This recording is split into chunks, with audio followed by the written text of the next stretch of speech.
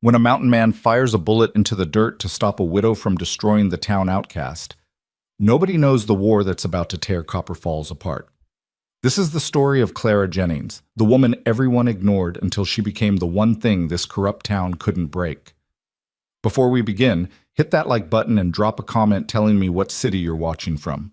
I want to see how far Clara's story travels. Now settle in, because what you're about to hear isn't just about survival. It's about the moment an invisible woman decided she'd rather burn the whole town down than stay silent one more day. The gunshot cracked through Copper Falls like a bone snapping in two. Widow Lucille Hartwell froze mid-sentence, her hand still raised, finger pointed at Clara Jennings like a judge delivering sentence. The crowd that had gathered in the town square, 20, maybe 30 people who had nothing better to do on a Tuesday afternoon than watch someone get torn apart, went dead silent. Smoke curled from the barrel of Elijah Stone's rifle, and the bullet hole in the dirt sat exactly 3 inches from Lucille's expensive boots. "That's enough," Elijah said. His voice wasn't loud. Didn't need to be. The man stood 6'3", with shoulders that looked like they'd been carved out of the same granite as the mountains he lived in.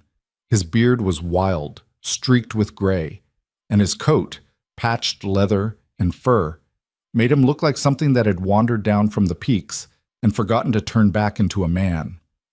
Lucille's face went from shock to fury in about 2 seconds. "You dare!" I said. "That's enough." Elijah lowered the rifle but didn't put it away. His eyes, pale blue and cold as January ice, locked onto hers. "Go home." The crowd didn't move, didn't breathe. This was the kind of moment that would get retold in saloons and general stores for months. The day Elijah Stone came down from his mountain and put a bullet between Widow Hartwell and her favorite pastime. Clara stood in the center of it all, mud on her skirt, shame burning her cheeks, and absolutely no idea what to do with her hands. She'd been carrying a basket of mending when Lucille had spotted her, had been minding her own business, which in Copper Falls was apparently a crime if you were Clara Jennings. "This doesn't concern you, Mr. Stone," Lucille said, recovering her composure with the kind of speed that came from years of practice. She smoothed her skirt, adjusted her hat. "This is a private matter." "Doesn't look private." Elijah gestured at the crowd with the barrel of his rifle. "Looks like you got yourself an audience." Clara Jennings is a menace to decent society. Her father owes half this town money, and she didn't ask for a speech. Elijah shifted his weight, and the movement made 2 men in the crowd take a step back. "Asked you to go home." Lucille's mouth opened, closed, opened again.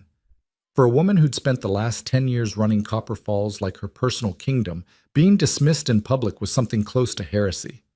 Her face flushed red, then white, then settled on a shade of purple that suggested she was about to say something that would make this whole situation a lot worse. Instead, she turned on her heel and walked away. The crowd started to break up, slowly, reluctantly, like people leaving a theater before the final act.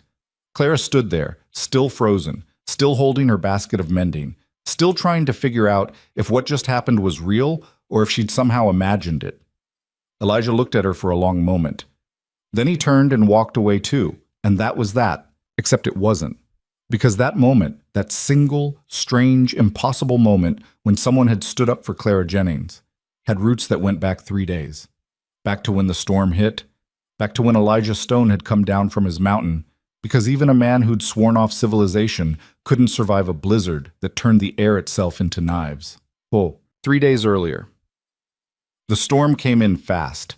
Elijah had seen it building on the horizon that morning, dark clouds stacking up like a wall, the kind that didn't just bring snow, but brought the kind of cold that could kill you if you weren't careful.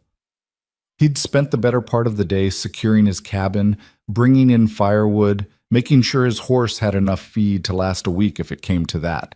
But he'd run out of tobacco. Stupid thing to risk your life over, tobacco.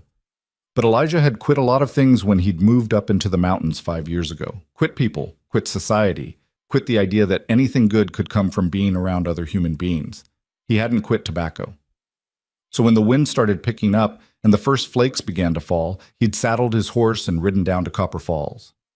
Big mistake. The storm hit when he was halfway there, and by the time he made it to the general store, he looked like a snow-covered ghost. Ice caked his beard, his hands were so numb he could barely tie off his horse.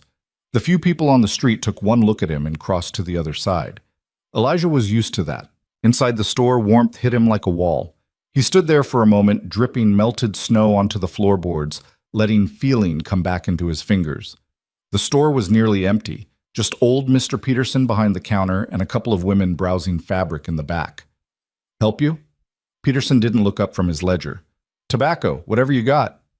"Back shelf." Elijah made his way down the aisle, his boots leaving wet prints on the wood. He found the tobacco, grabbed 2 pouches, and turned to head back to the counter. That's when his boot caught on a loose board. He went down hard, not a stumble, not a trip, but a full-on fall that sent him crashing into a display of canned goods. The cans went everywhere, rolling and clanging, and Elijah hit the floor with a grunt that knocked the wind out of him. Laughter erupted from the back of the store. "Look at that!" One of the women, Mrs. Colby, if Elijah remembered right, didn't even try to hide her amusement. "The big mountain man can't even walk straight." "Probably drunk," the other woman added. "They say he lives up there all alone, drinking himself to death." Surprised he didn't bring the whole store down. Elijah pushed himself up, jaw tight, face burning.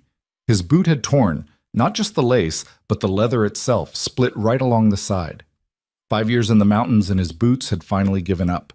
He gathered the tobacco pouches, started picking up cans, and tried to ignore the whispers and giggles that followed him like flies.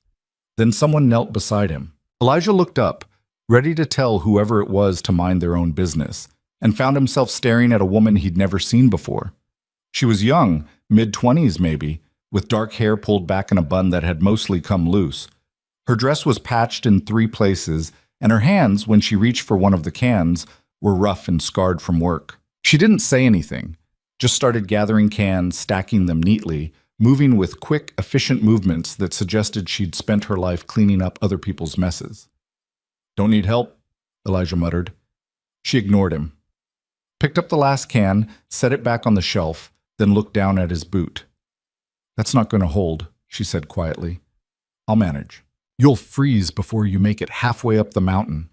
She glanced toward the window, where snow was now falling so thick you could barely see across the street. "That storm's going to get worse. Like I said, I'll manage."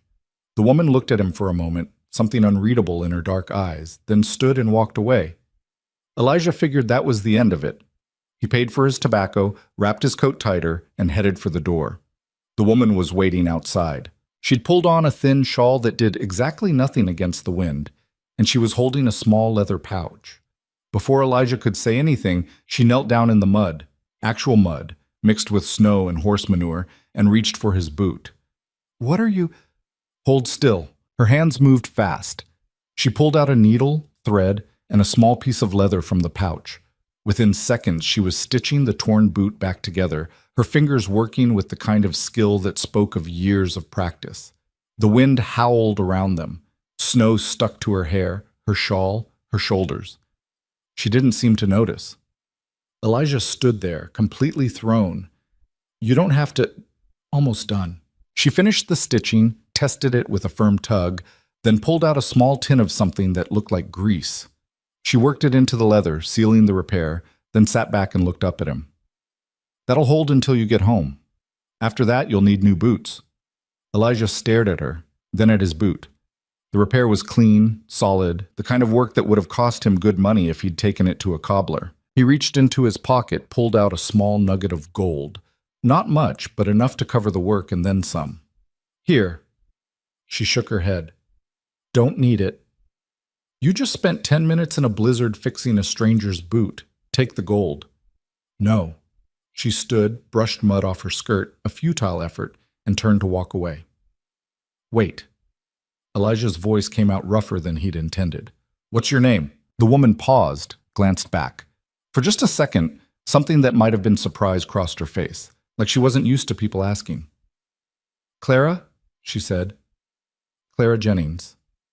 Then she walked away, disappearing into the snow. Elijah stood there for a long moment, boot repaired, tobacco in hand, and absolutely no idea what to make of what had just happened. Around him, people hurried past, heads down against the wind. No one looked at Clara. No one acknowledged her. It was like she was invisible. He made it back to his cabin before the storm got truly deadly. Spent the next 2 days snowed in with nothing to do but think.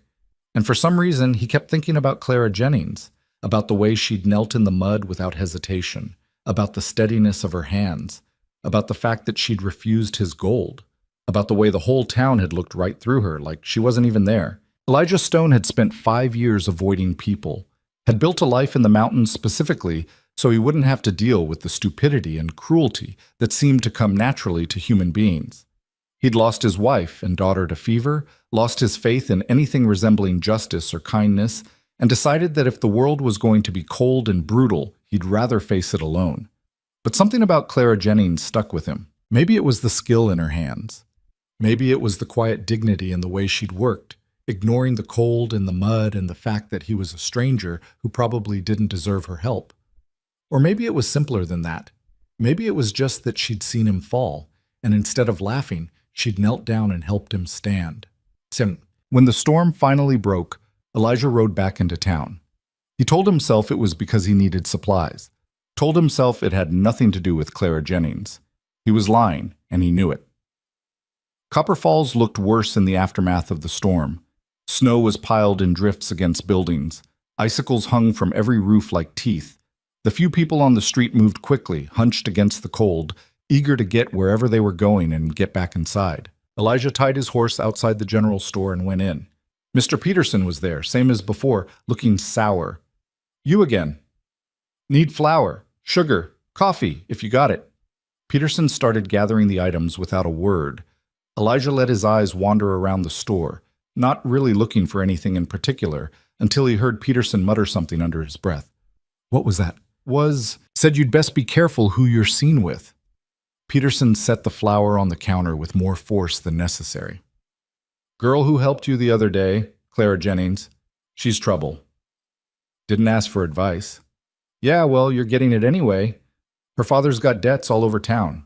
She's been promised to the Branson brothers to settle up, and they don't take kindly to people interfering with their business." Elijah felt something cold settle in his gut. "Promised? That's what I said. So unless you want trouble with the Bransons, I'd stay clear of her." Peterson rang up the supplies. Elijah paid, took his goods, and left without another word. Outside, the cold hit him again, but he barely noticed. His mind was working through what Peterson had just said, and none of it sat right.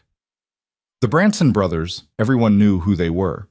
They ran most of the mining operations around Copper Falls, and what they didn't run, they controlled through debts and intimidation. If Clara Jennings had been promised to them, it meant exactly what it sounded like. Elijah stood there on the street, supplies in hand, and tried to convince himself it wasn't his business, that Clara Jennings was a stranger, that whatever trouble she was in, she'd have to find her own way out.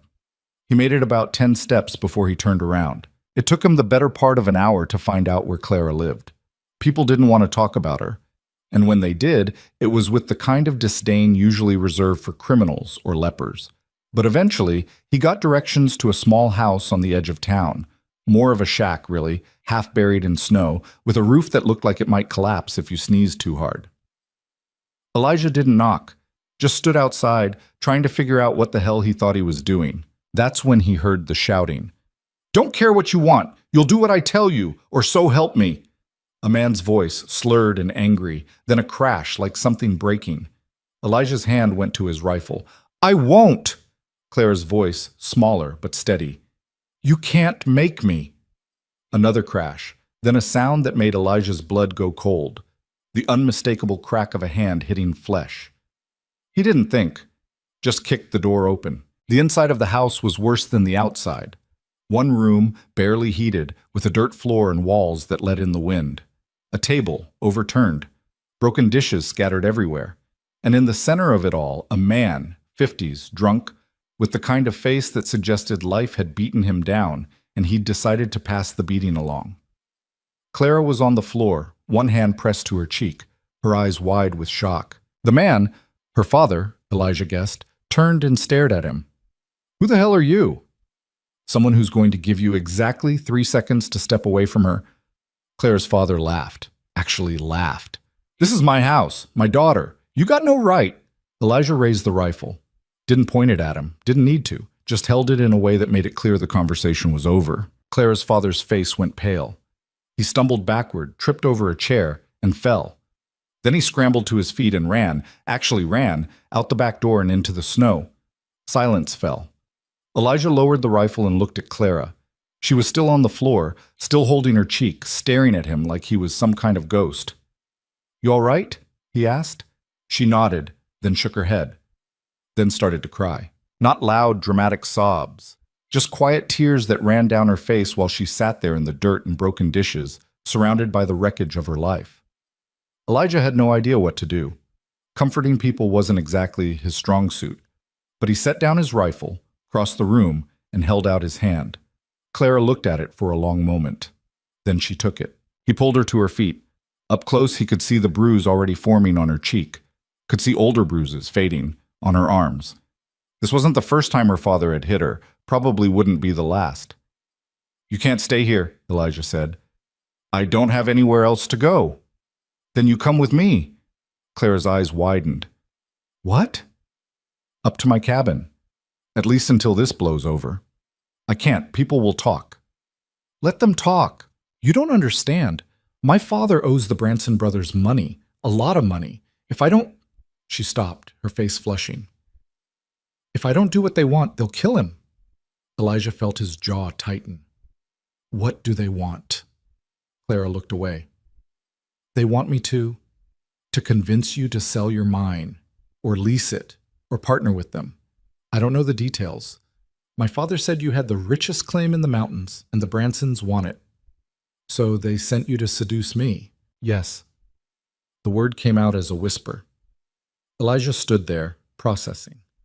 It made sense now, why Clara's father had been so angry, why he'd hit her. She'd refused to do what they wanted, and now she was paying the price. "And if you don't?" he asked. "Then the Bransons will come for the debt, and my father—" She swallowed hard. "He's a drunk and a coward, but he's still my father." Elijah was quiet for a long moment. Outside, wind rattled the walls. Snow blew through cracks in the wood. This house wouldn't last the winter. Neither would Clara if she stayed. "All right," he said. Clara blinked. "All right what?" "Marry me." For a second he thought she might faint. Her face went white, then red, then white again. "What?" "You heard me. Marry me. You need protection. I need—" He trailed off, not sure how to finish that sentence. "I need someone who knows how to fix boots." It was a stupid thing to say, and he knew it. But Clara laughed, a short, sharp sound that might have been hysteria or relief or both. "You're serious. Dead serious. You marry me. The Bransons can't touch you. Your father's debt becomes my problem, and I've got enough gold to tell them exactly where they can shove their demands. You don't even know me." "Know enough. You helped a stranger in a blizzard and didn't ask for anything in return. That's more than I can say for most people." Clara stared at him. For a long moment, the only sound was the wind outside and the crackle of the dying fire in the hearth. "If I say yes," she said slowly, "it's not— I'm not asking you to be anything other than what you are," Elijah said. "You want separate rooms, you got it. You want to leave in a year, you leave. But right now you need a way out, and I'm offering one." Clara's hand went to her cheek again, touching the bruise. Her eyes flickered to the broken dishes, the overturned table, the dirt floor she'd been sitting on when he'd walked in. Then she looked at him. "Yes," she said. "Yes?" "Yes, I'll marry you." And just like that, Elijah Stone's very carefully constructed life of solitude came crashing down around him. They got married the next morning. Not a ceremony, nothing fancy. Just a trip to the courthouse where a half-asleep judge mumbled through the vows while a clerk witnessed. Clara wore the same patched dress she'd been wearing when she fixed Elijah's boot. Elijah wore his mountain clothes and tried not to think too hard about what he'd just done.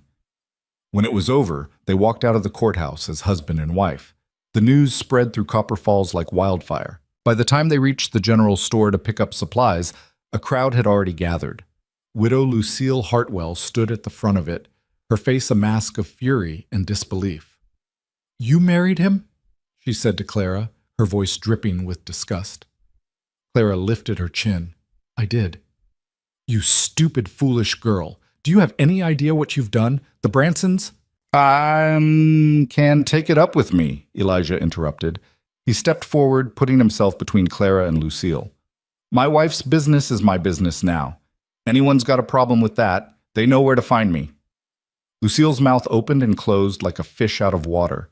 Behind her, the crowd murmured and whispered. Elijah could see the calculation in their eyes, weighing the risk of angering him against the satisfaction of tearing Clara down. "This isn't over," Lucille said finally. "Didn't think it was." Elijah took Clara's hand, the first time he'd touched her since pulling her off the floor of her father's house, and led her through the crowd. People parted like water, some staring, some whispering, some looking at Clara like they'd never really seen her before. They gathered supplies in silence. Clara moved through the store with quick efficiency, picking out flour, beans, coffee, dried meat. Practical things, survival things. Elijah watched her work and wondered what the hell he'd just gotten himself into. When they were done, he paid, enough gold to make Mr. Peterson's eyes go wide, and they loaded everything onto his horse. "Where's your mother?" Elijah asked as they prepared to leave. Clara's hand stilled on the saddle. She's sick. At the house. I can't just leave her." "Then we'll bring her." "To your cabin? It's in the mountains. She can barely walk." "Then I'll carry her." Clara looked at him, something unreadable in her expression. "Why are you doing this?" Elijah considered the question, could have given her a dozen different answers, all of them partially true. But in the end, he just shrugged. "Because nobody else is." They went to Clara's house. Her mother was in the back room, wrapped in threadbare blankets, her face pale and drawn. She looked at Elijah with the kind of exhausted wariness that comes from years of disappointment. "This is Elijah," Clara said quietly. We're married. We're leaving town." Her mother's eyes widened. "Clara, what have you—" "I know what I'm doing, Mama, and I'm not leaving you here." It took the better part of an hour to get Clara's mother ready for the journey. Elijah carried her to the horse, settled her as comfortably as he could, and tried not to think about the fact that he now had two people depending on him when he'd spent the last 5 years swearing he'd never be responsible for anyone ever again. They rode out of Copper Falls as the sun was setting, Clara walking beside the horse, Elijah leading it, her mother wrapped in every blanket they owned. Behind them, the town watched. And in the gathering darkness, Elijah could have sworn he saw the Branson brothers standing outside the saloon, their faces hard and cold as they watched their investment ride away into the mountains. This wasn't over, not even close. The cabin sat on the side of the mountain like something that had grown there instead of being built. Log walls chinked with moss and mud, a stone chimney that leaked smoke, windows so small they barely let in light. It wasn't much, but it was solid. And when Elijah pushed open the door and carried Clara's mother inside, the warmth that hit them was like stepping into summer. Clara stood in the doorway, taking it all in. One main room with a fireplace, a loft above for sleeping, a rough-hewn table, and 2 chairs. Furs on the floor, shelves lined with supplies, flour, beans, coffee, tobacco. A rifle mounted above the door.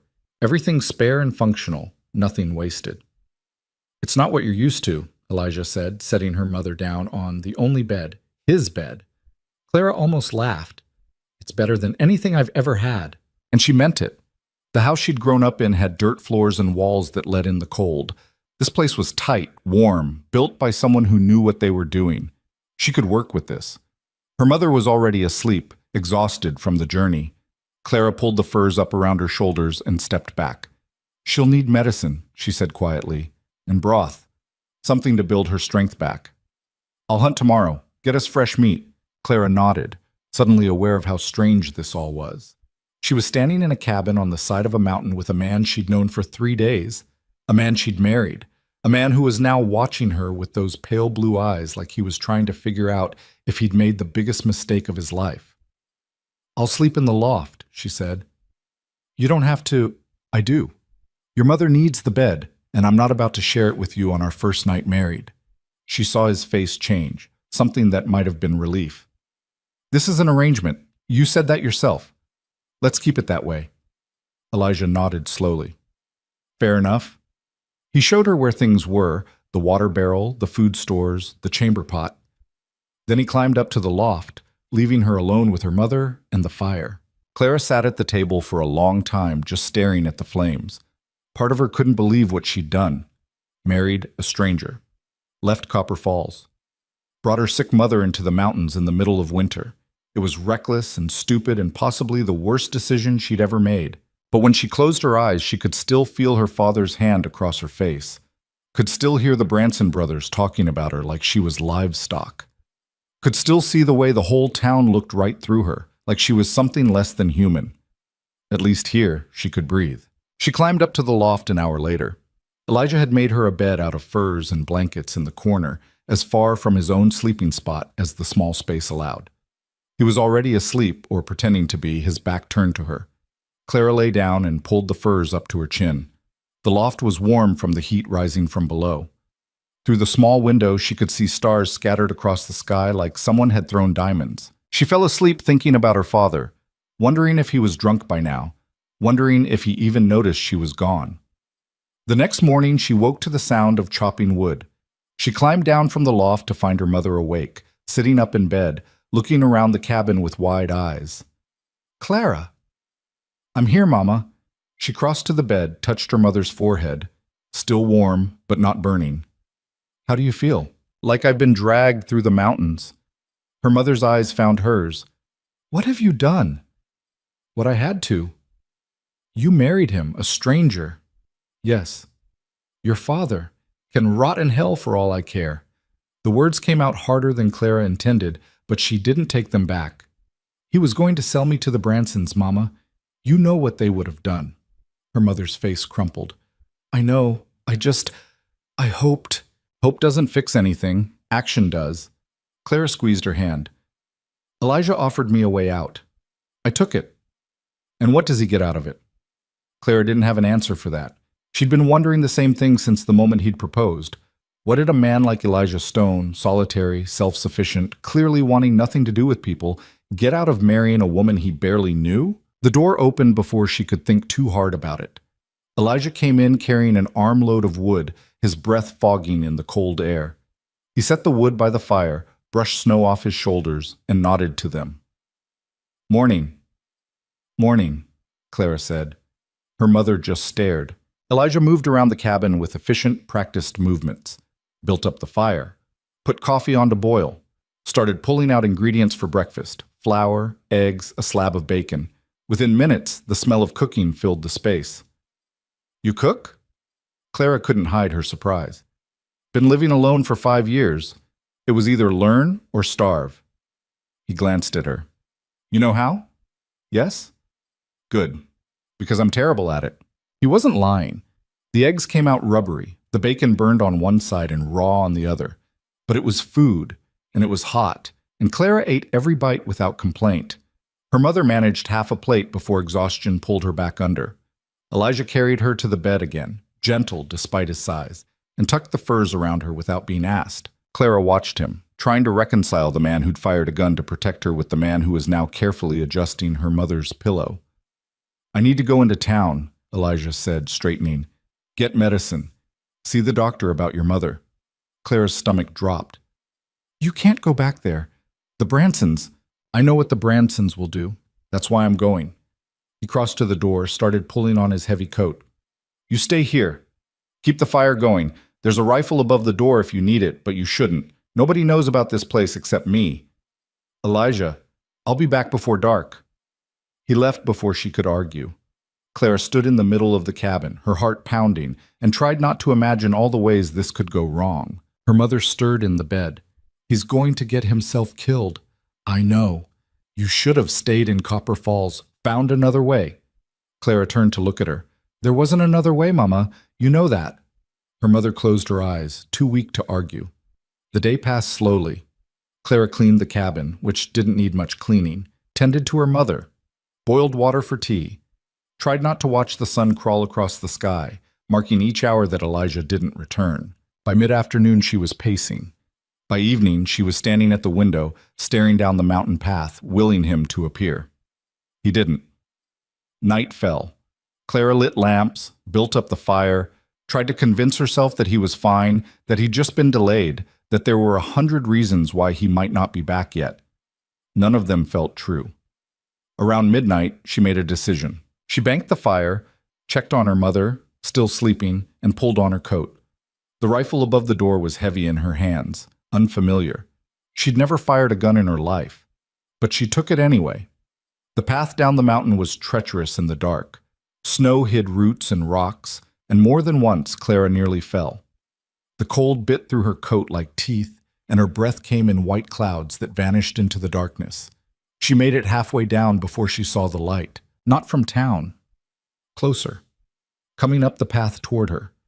Clara's hands tightened on the rifle. She stepped behind a tree, heart hammering, and waited. The light resolved into a lantern. And carrying it was Elijah. He wasn't alone.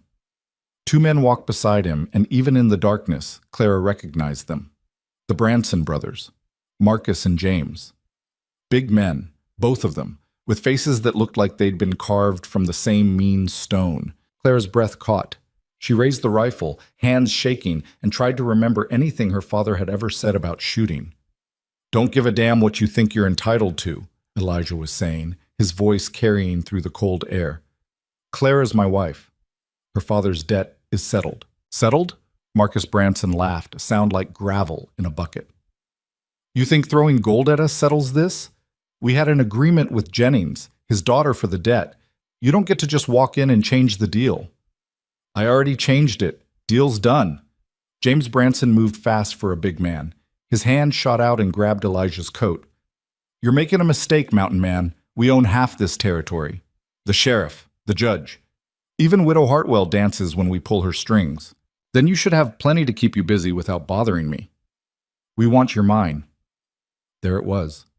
Clara had suspected, but hearing it said out loud made it real. Elijah went very still. "My mine's not for sale." "Everything's for sale." Marcus stepped closer. "Here's how this works. You either partner with us, 60-40 split, our favor, or we make your life so miserable you'll be begging to leave these mountains.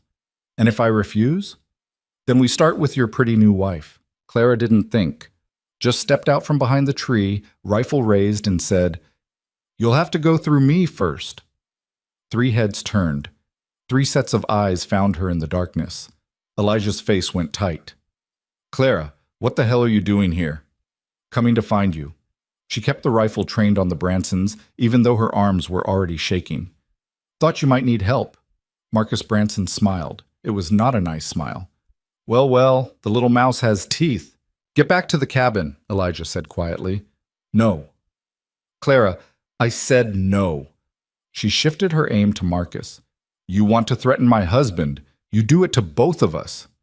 James Branson laughed. "She doesn't even know how to hold that rifle. Look at her hands shaking." "Shaking doesn't mean I won't pull the trigger." The brothers exchanged a glance.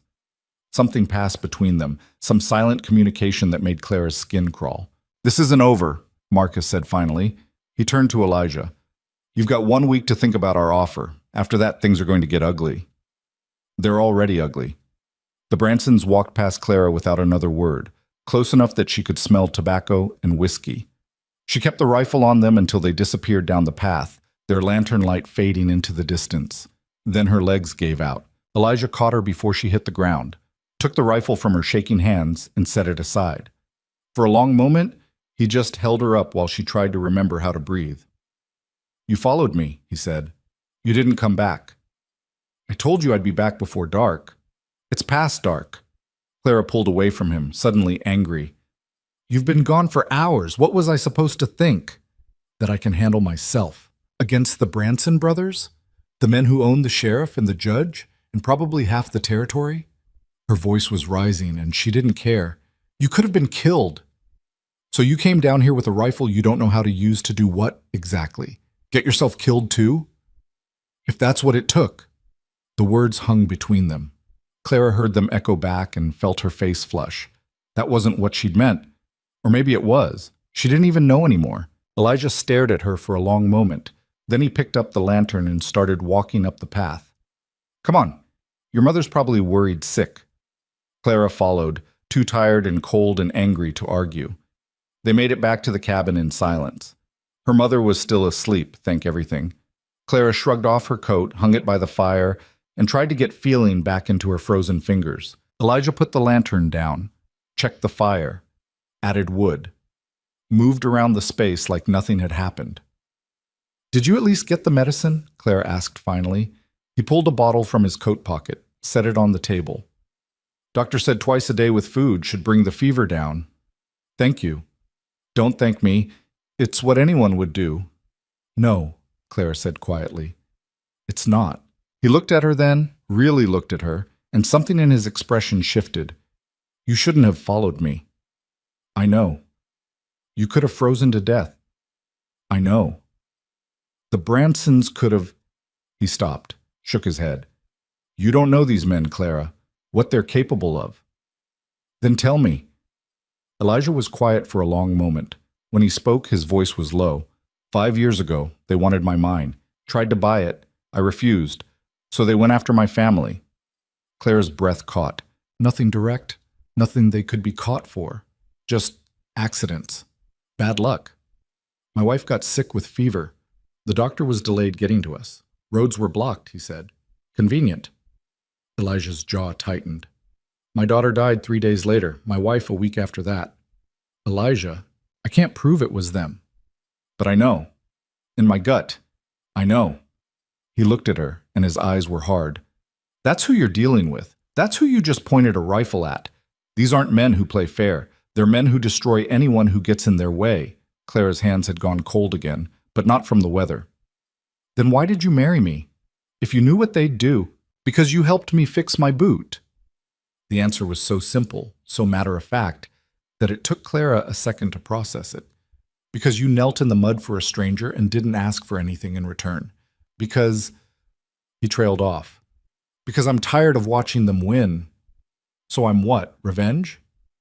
No, you're proof that they don't get to have everything. Clara didn't know what to say to that. Didn't know what to do with the sudden realization that she'd married a man who'd lost everything and decided the best way to fight back was to protect a woman he barely knew. It was stupid, reckless, possibly the worst plan she'd ever heard, but it was also the bravest thing anyone had ever done for her.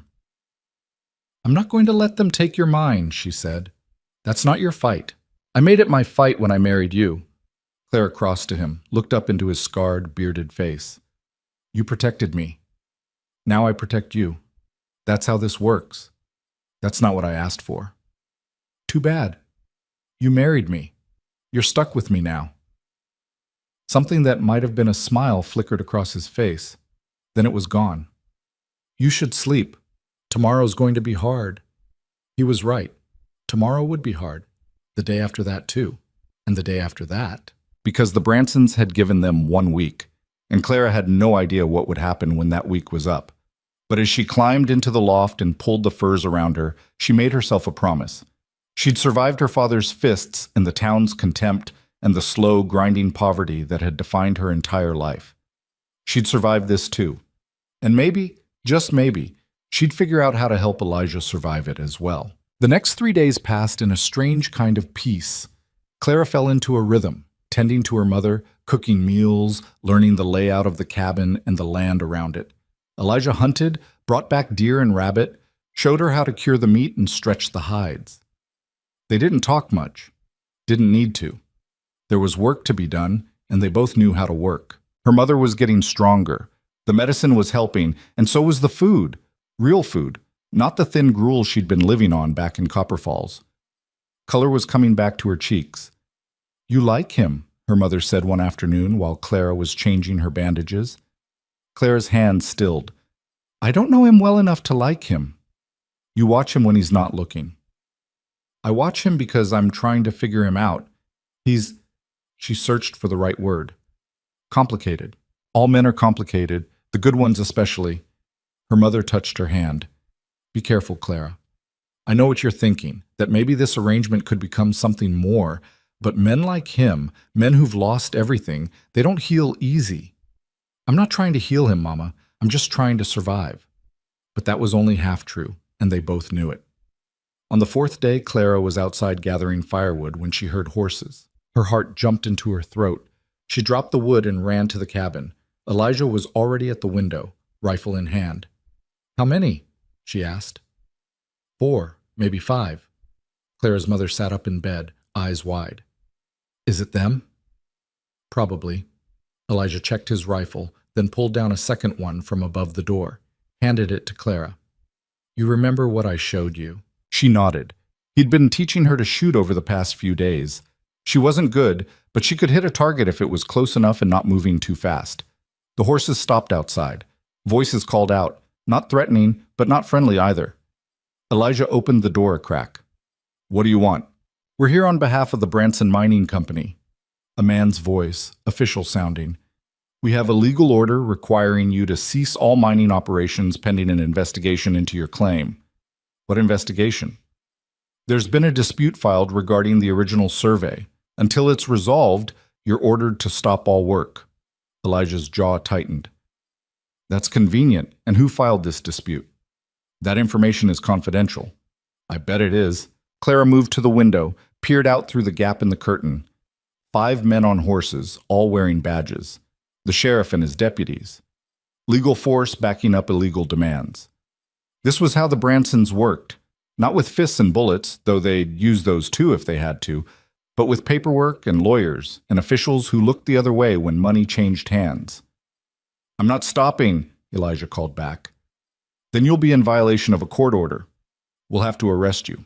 "You can try." The sheriff sighed. "Don't make this harder than it needs to be, Stone. We're just doing our jobs." "Your job is to uphold the law, not to do the Bransons' dirty work. The law says you stop mining until the dispute is resolved.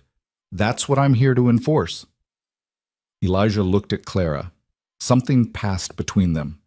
A question, an answer, an understanding that they were standing at the edge of something neither of them could come back from. Then he opened the door fully and stepped out, rifle in hand. Clara followed. The sheriff's eyes widened when he saw her. "Mrs. Stone, didn't expect to see you here. Where else would I be?" "In town, where decent women belong." Clara felt her temper flare. Decent women don't leave their husbands to fight alone. One of the deputies, young, barely 20, actually smiled at that. The sheriff shot him a look that wiped it off his face. "You've got no legal standing here," Elijah said. "My claim is filed. My taxes are paid. You want to dispute it? Take it up with the land office." "We did. They sided with the Bransons." "The land office that the Bransons fund? What a shock." The sheriff's face hardened. "I've got orders, Stone. You can comply, or I can drag you to jail. Your choice." "There's a third option." "Yeah? What's that?" "You leave, right now, before this gets ugly." The sheriff looked at his deputies, then back at Elijah. "You're threatening a peace officer? I'm stating a fact. You're on my land. You've got no warrant, no legitimate cause, and we both know this whole thing is a setup.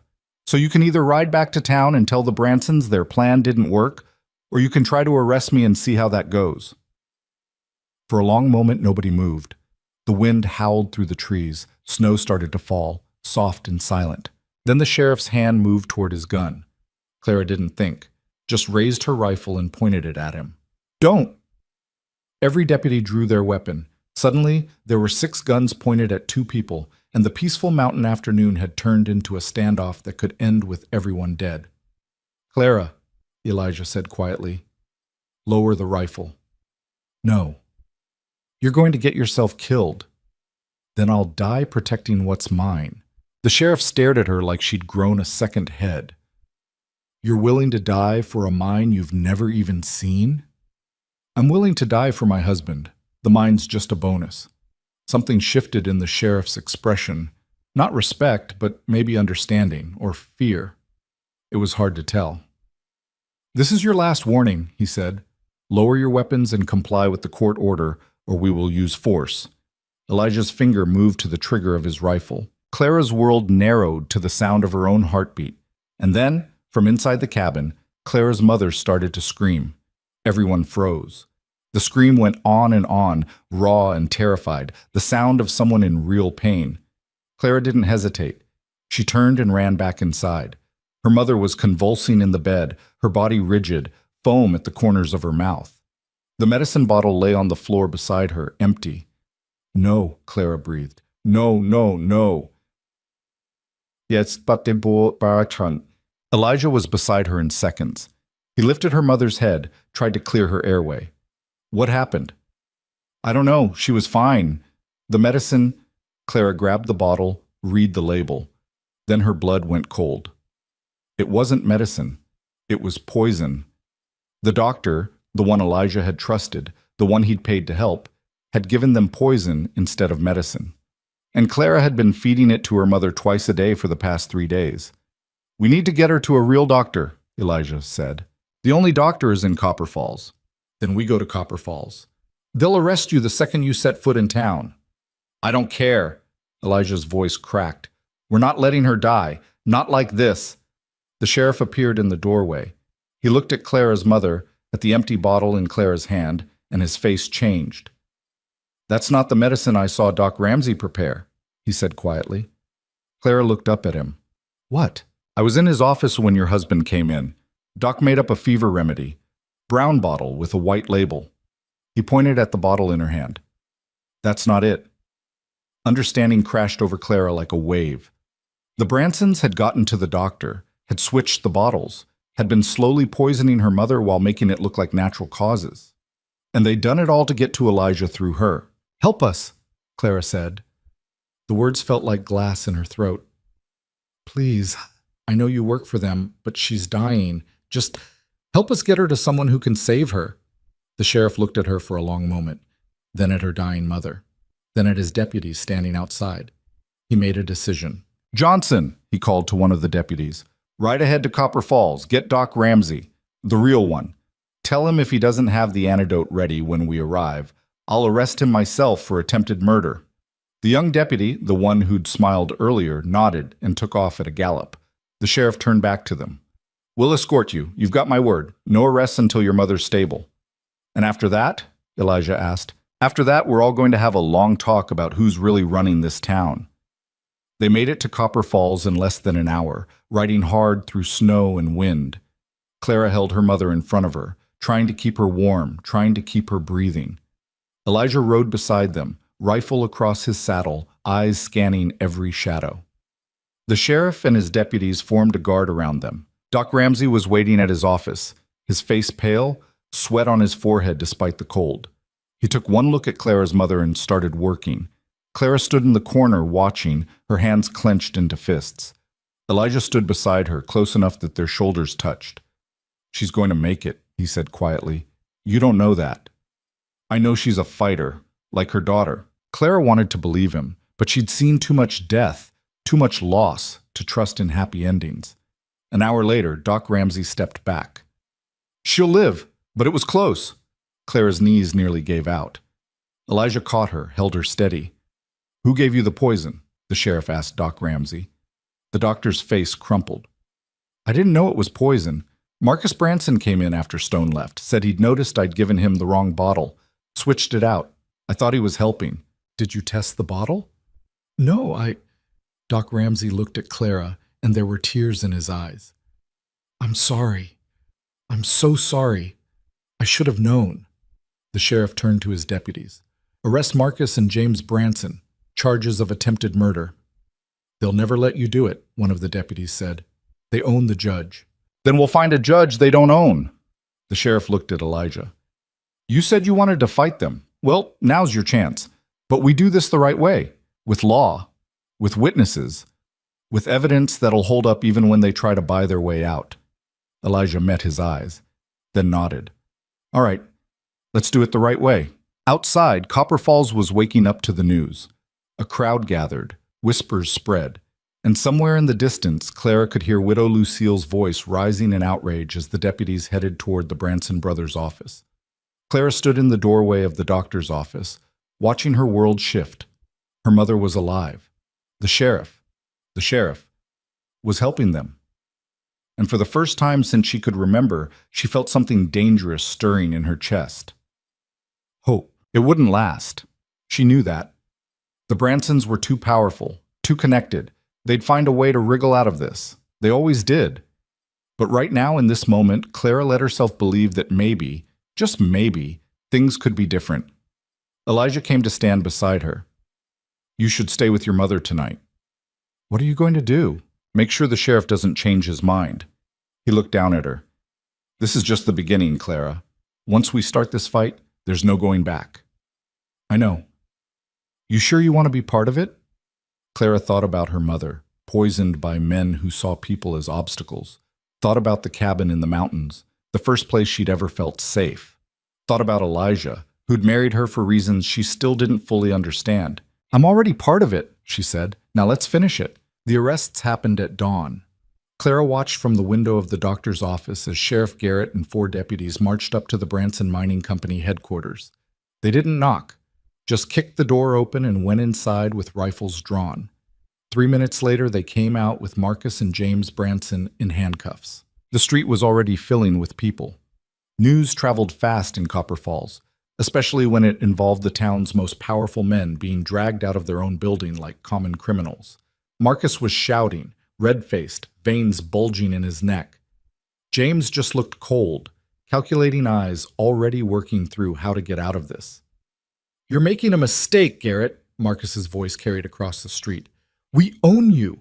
We own this whole town." "Not anymore." The sheriff's voice was steady, calm, like he'd been waiting years to say those words. "You're under arrest for attempted murder. You have the right to—" "I know my rights, and I know you'll be out of a job by sundown." The sheriff didn't respond, just kept walking, kept pushing them toward the jail. Clara felt Elijah's hand on her shoulder. "Your mother's asking for you." She turned away from the window. Her mother was propped up in bed, still pale but breathing easier now. The real medicine, the actual fever remedy, was already working its way through her system. "Did they get them?" her mother asked. "They got them. It won't hold. Men like that don't stay in jail." "Maybe not, but at least they're there now." Clara sat on the edge of the bed, took her mother's hand. "How are you feeling?" "Like I got kicked by a horse, but alive." Her mother squeezed her fingers. "You should go. Be with your husband. I'll be fine here. I'm not leaving you." "Clara, listen to me." Her mother's voice was weak but firm. "What you and Elijah did, standing up to them, that took courage. But courage only gets you so far. Now you need to be smart." "What do you mean?" "I mean the Bransons have friends, money, influence. They'll twist this around, make you look like the villains, and before you know it, half the town will believe them." Her mother's eyes were sharp despite her weakness. "You can't just fight them with guns and righteousness. You need to fight them with their own weapons." Clara didn't understand, not fully, but she nodded anyway. Elijah was waiting outside, leaning against the wall, looking like he hadn't slept in days, which he probably hadn't. "We need a lawyer," he said without preamble. "Do you know any lawyers?" "No, but the sheriff does." They found Sheriff Garrett at the jail, filling out paperwork while Marcus Branson screamed threats from the cell in the back. The sheriff looked up when they walked in, exhaustion written in every line of his face. "You two should get out of town," he said. "Go back to your mountain. Let me handle this." "Can you handle it?" Elijah asked. The sheriff set down his pen. "Honestly, I don't know. The Bransons are already sending telegrams. By tomorrow they'll have half a dozen lawyers here, and the judge, well, let's just say Judge Morrison and Marcus Branson go hunting together every fall." "So what do we do?" "We get a better lawyer. Someone who doesn't owe the Bransons anything. Someone who actually cares about the law instead of who's paying the most." He pulled a piece of paper from his desk, scribbled a name. "Catherine Walsh, practices out of Silver City. She's expensive, but she's good. More importantly, she hates corruption." Clara took the paper. "How do we get her here?" "Telegraph. But you'll need money." "I have gold," Elijah said. "It's going to take more than gold. It's going to take evidence. Witnesses. A case so tight they can't wriggle out of it, even with Judge Morrison in their pocket." The sheriff looked between them. "You sure you want to do this? Once you start, there's no stopping. They'll come after everything you have."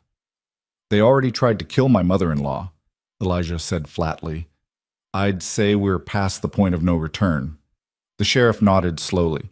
"All right, then let's build a case." They spent the next 2 days gathering evidence. Doc Ramsey gave a full statement about how Marcus Branson had switched the medicine bottles. The pharmacist confirmed he'd filled the original prescription correctly. 3 other people came forward with stories about the Bransons, threats, intimidation, suspicious accidents that had never been investigated. Clara sat in on every interview, taking notes in her careful, precise handwriting. She'd learned to write from her mother, back when her mother still had the strength to teach. Now she put that skill to use, documenting everything, building a paper trail that couldn't be ignored. Catherine Walsh arrived on the 3rd day. She was younger than Clara expected, maybe 40, with sharp eyes and a no-nonsense way of moving that reminded Clara of a hunting hawk. She listened to their story without interrupting, reviewed the evidence without comment, and then sat back in her chair and said, "You've got a case, a good one, but you need to understand something. The Bransons aren't going to fight fair." "We figured that out already," Elijah said. "No, I don't think you have." Catherine leaned forward. "They're going to attack your character, Mrs. Stone's especially. They'll drag up every piece of dirt about your father, about your family, about the fact that you married a man you barely knew. They'll paint you as an opportunist, a liar, a woman of loose morals who seduced a lonely mountain man for his gold." Clara felt her face flush. "That's not a—" "I know it's not true. The jury might know it's not true. But the Bransons will make sure everyone hears it anyway. And in a town this small, reputation is everything." Catherine's eyes were kind but honest. "Are you prepared for that?" Clara thought about the years of whispers, of being invisible, of being looked through, looked past, looked down on. She'd spent her whole life being nothing in this town. Maybe it was time to be something. "Let them try," she said. Catherine smiled. It was the kind of smile a wolf might give before a hunt. "Good, because we're going to need that fire." The preliminary hearing was set for the following Monday. That gave them 5 days to prepare. Those 5 days passed in a blur of strategy sessions and witness interviews. Catherine was relentless, drilling them on every detail, anticipating every argument the Bransons' lawyers might make. She brought in a stenographer from Silver City, someone who couldn't be bought.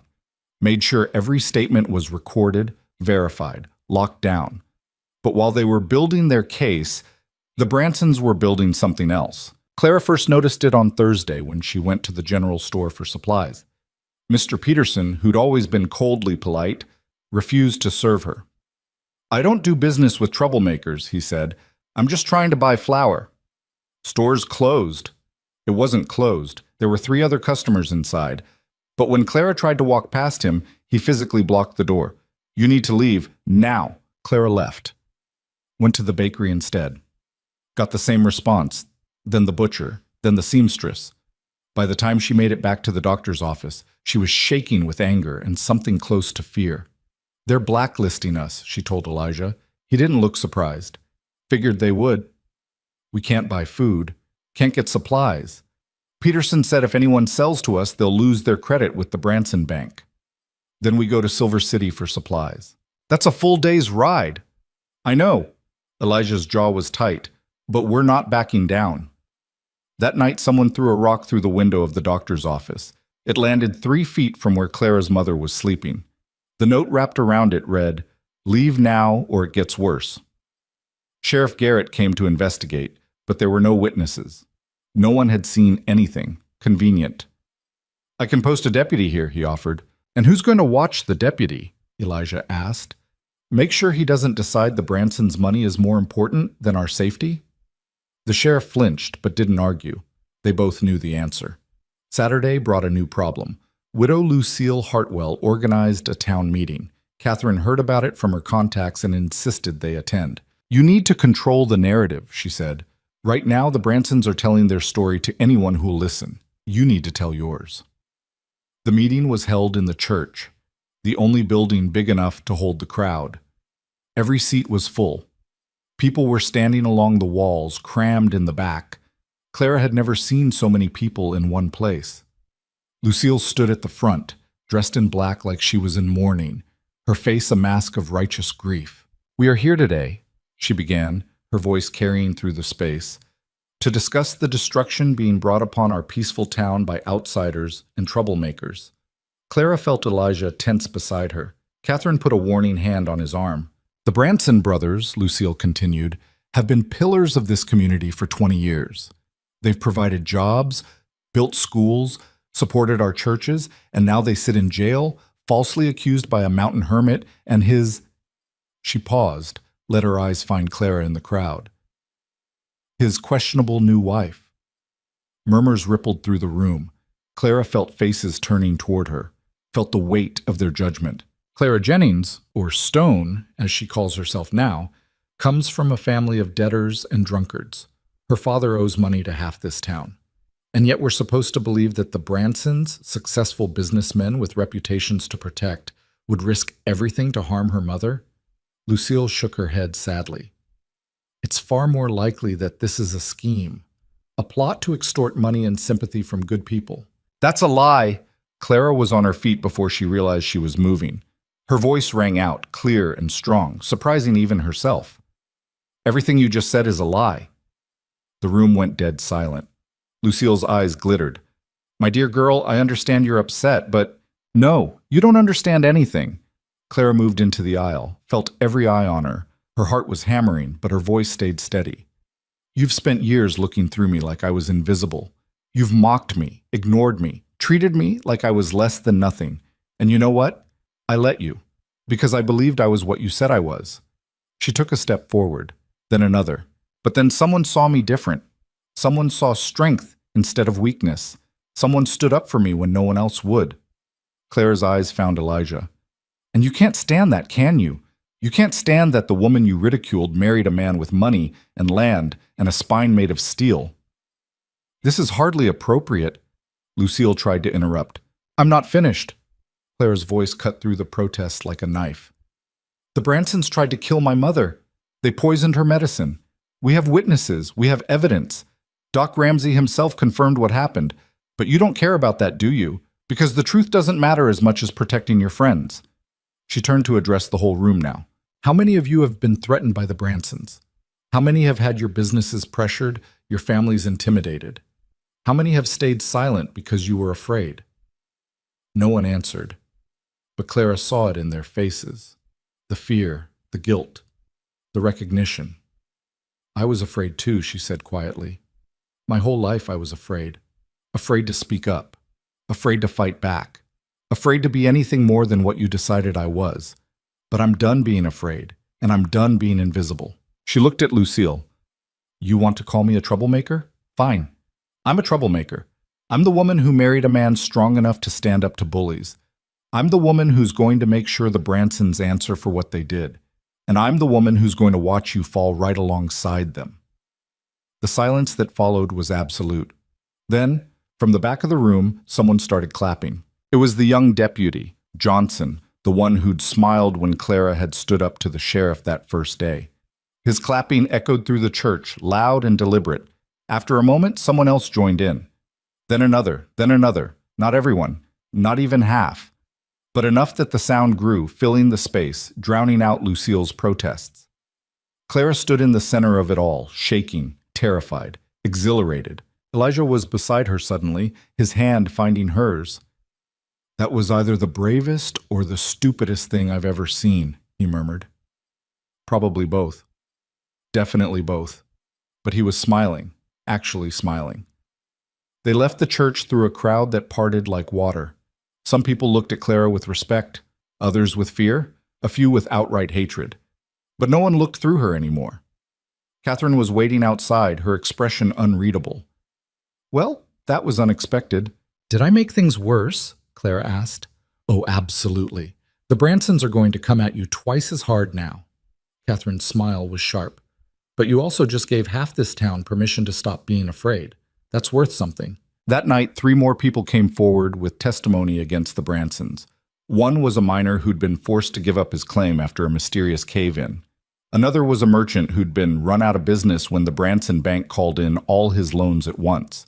The third was a widow whose husband had died in a mining accident that had never been properly investigated.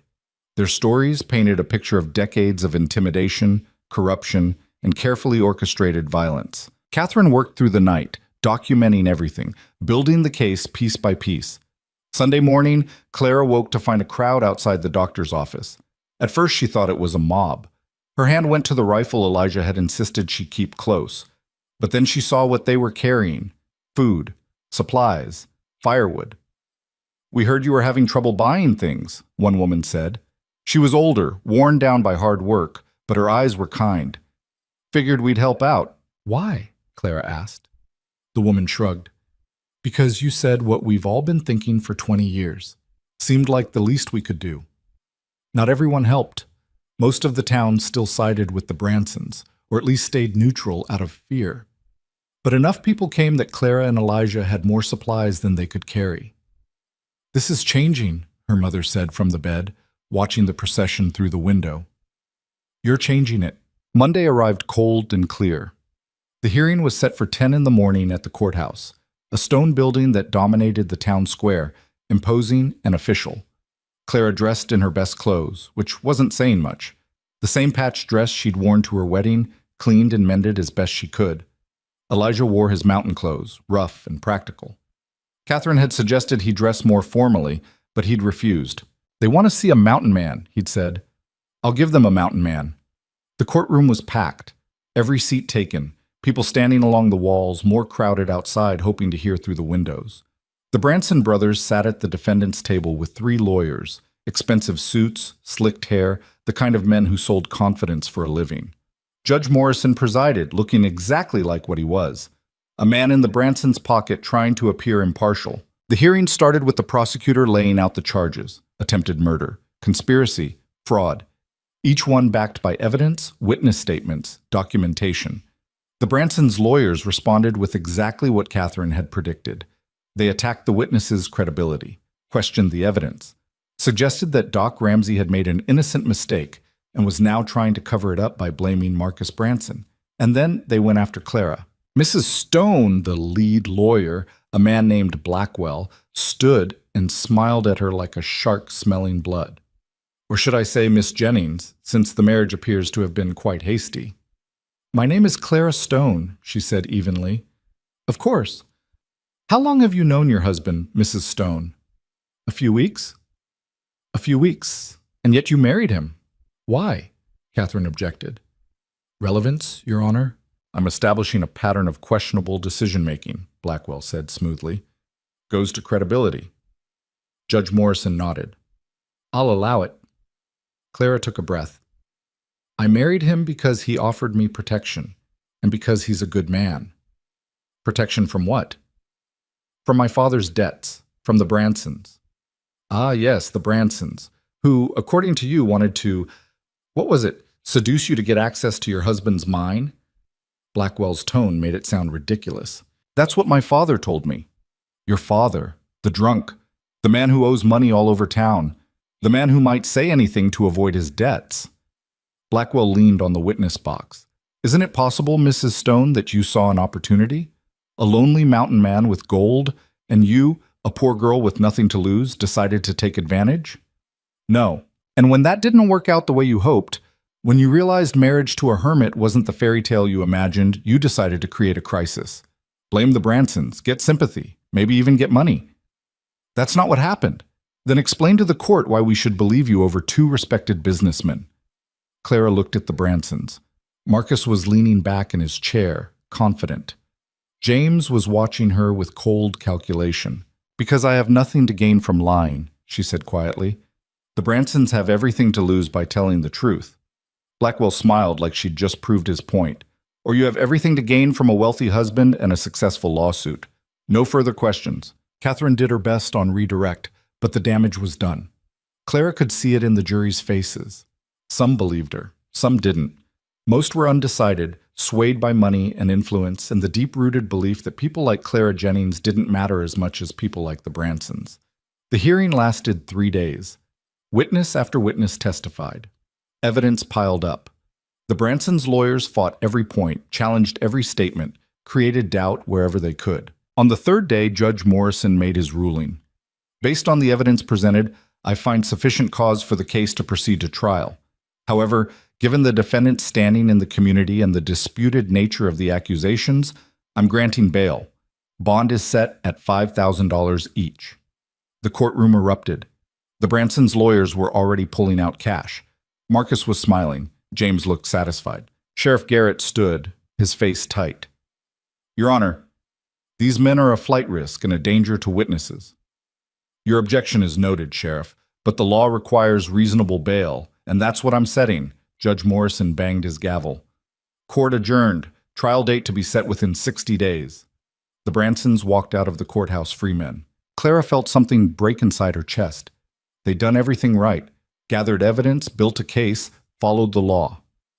And it didn't matter. The Bransons had money and connections, and that was worth more than truth. Catherine put a hand on her shoulder. This isn't over. They're free. For now. But the trial will be different. We'll have a jury, more evidence, more witnesses who've seen that someone's finally standing up to them.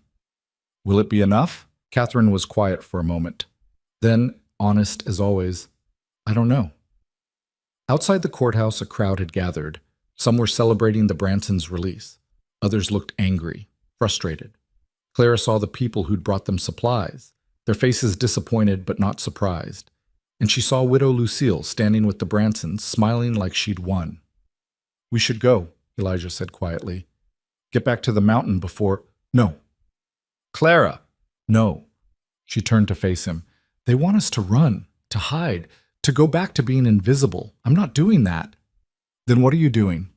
Clara looked at the crowd, at the courthouse, at the Bransons celebrating their victory. I'm going to the Founders' Ball. Elijah stared at her. What? The Founders' Ball. It's in 3 days. Everyone who matters in this town will be there, including the Bransons, including Lucille, including every person who needs to see that we're not afraid. That's insane. Probably. But I'm tired of fighting them on their terms. Time to fight them on mine. Catherine was nodding slowly. It's risky, but it might work. Show everyone that you're not some desperate opportunist, that you belong, that you're not going anywhere. I don't have a dress, Clara said. I know someone in Silver City, Catherine said. A seamstress who owes me a favor. We'll handle it. The next 3 days were a blur of preparation. The seamstress arrived with fabric and thread, took Clara's measurements, worked through 2 nights to create something that would make an impression. When Clara saw the finished dress, her breath caught. It was deep green, simple but elegant, nothing like the fancy gowns the wealthy women would wear. But it fit her perfectly, and when she put it on, she looked like someone who belonged anywhere she chose to be. The night of the ball, Elijah stood outside the room where Clara was getting ready, looking uncomfortable in the suit Catherine had insisted he wear. I still think this is a terrible idea, he said when Clara emerged. Noted. You know they're going to try to humiliate you.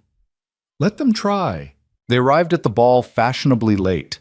The hall was already full of Copper Falls' elite, wealthy miners, successful merchants, the few families who could afford fancy clothes and private tutors for their children. Widow Lucille stood near the entrance, greeting guests like she owned the place. Her smile froze when she saw Clara and Elijah walk in. The room went quiet. Clara lifted her chin and walked straight toward Lucille, Elijah beside her. Good evening, Mrs. Hartwell, she said pleasantly. Lucille's face went through several expressions before settling on cold disdain. Mrs. Stone, how unexpected. I'm sure it is. Clara smiled. Lovely party. She walked past without waiting for a response. Behind her, she could hear the whispers starting, spreading through the room like wildfire. The evening passed in a series of small confrontations. Women who'd known her as Invisible Clara Jennings now had to acknowledge her as Mrs. Stone. Men who'd ignored her existence now had to nod politely. The Bransons stood in a corner, watching her with barely concealed fury, and Clara met every look, every whisper, every slight with her head high and her spine straight. Halfway through the night, the music started. Couples moved on to the dance floor. Elijah looked at Clara with something close to panic. I don't dance. Neither do I, but we're going to learn. She took his hand and led him onto the floor. They were terrible. Elijah stepped on her feet twice.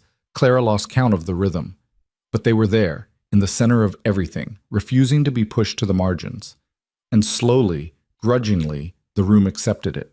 When the music ended, Clara found herself face to face with Lucille. You think you've won something tonight, Lucille said quietly, but all you've done is make yourself a bigger target. Maybe. Or maybe I've shown everyone that your power comes from fear, and once people stop being afraid, you're just a bitter woman in a fancy dress. Lucille's hand came up. Clara thought she might actually get slapped at a formal ball, but then Marcus Branson was there, smoothly inserting himself between them. Ladies, let's not make a scene. His smile didn't reach his eyes. Mrs. Stone, I believe we haven't been properly introduced since your marriage. Congratulations. Mr. Branson, Clara kept her voice level. I'd say it's a pleasure, But we both know that would be a lie. Direct. I like that. Marcus gestured to the dance floor. Would you honor me with a dance? Every instinct screamed at her to refuse, but refusing would mean backing down, and she'd promised herself she wouldn't do that. Of course. Elijah's hand tightened on her arm. Clara. It's fine. She looked up at him. I'll be fine. Marcus led her onto the dance floor. He was a better dancer than Elijah, smooth and practiced. His hand on her waist felt like a threat. You've made quite the impression, he said as they moved through the steps. The whole town's talking about you. Is that supposed to scare me? No. It's supposed to make you think. Marcus's voice dropped lower. You're smart, Mrs. Stone, smarter than your father. So let me be clear, this trial, it's theater. You might win a round or two, but in the end, we always win. We own the judge, half the jury, and every business that matters in this county. Then why haven't you won already?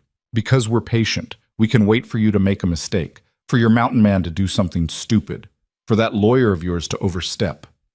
His smile was cold. And then we'll destroy everything you've built. Your reputation, your marriage, your mother's health, everything. Clara looked up at him. You already tried to kill my mother.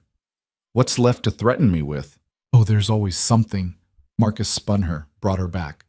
Your husband's mine, for instance. Terrible things happen in mines, cave-ins, gas explosions. And you, well, a woman living alone on a mountain is vulnerable, especially when her husband's been in an accident.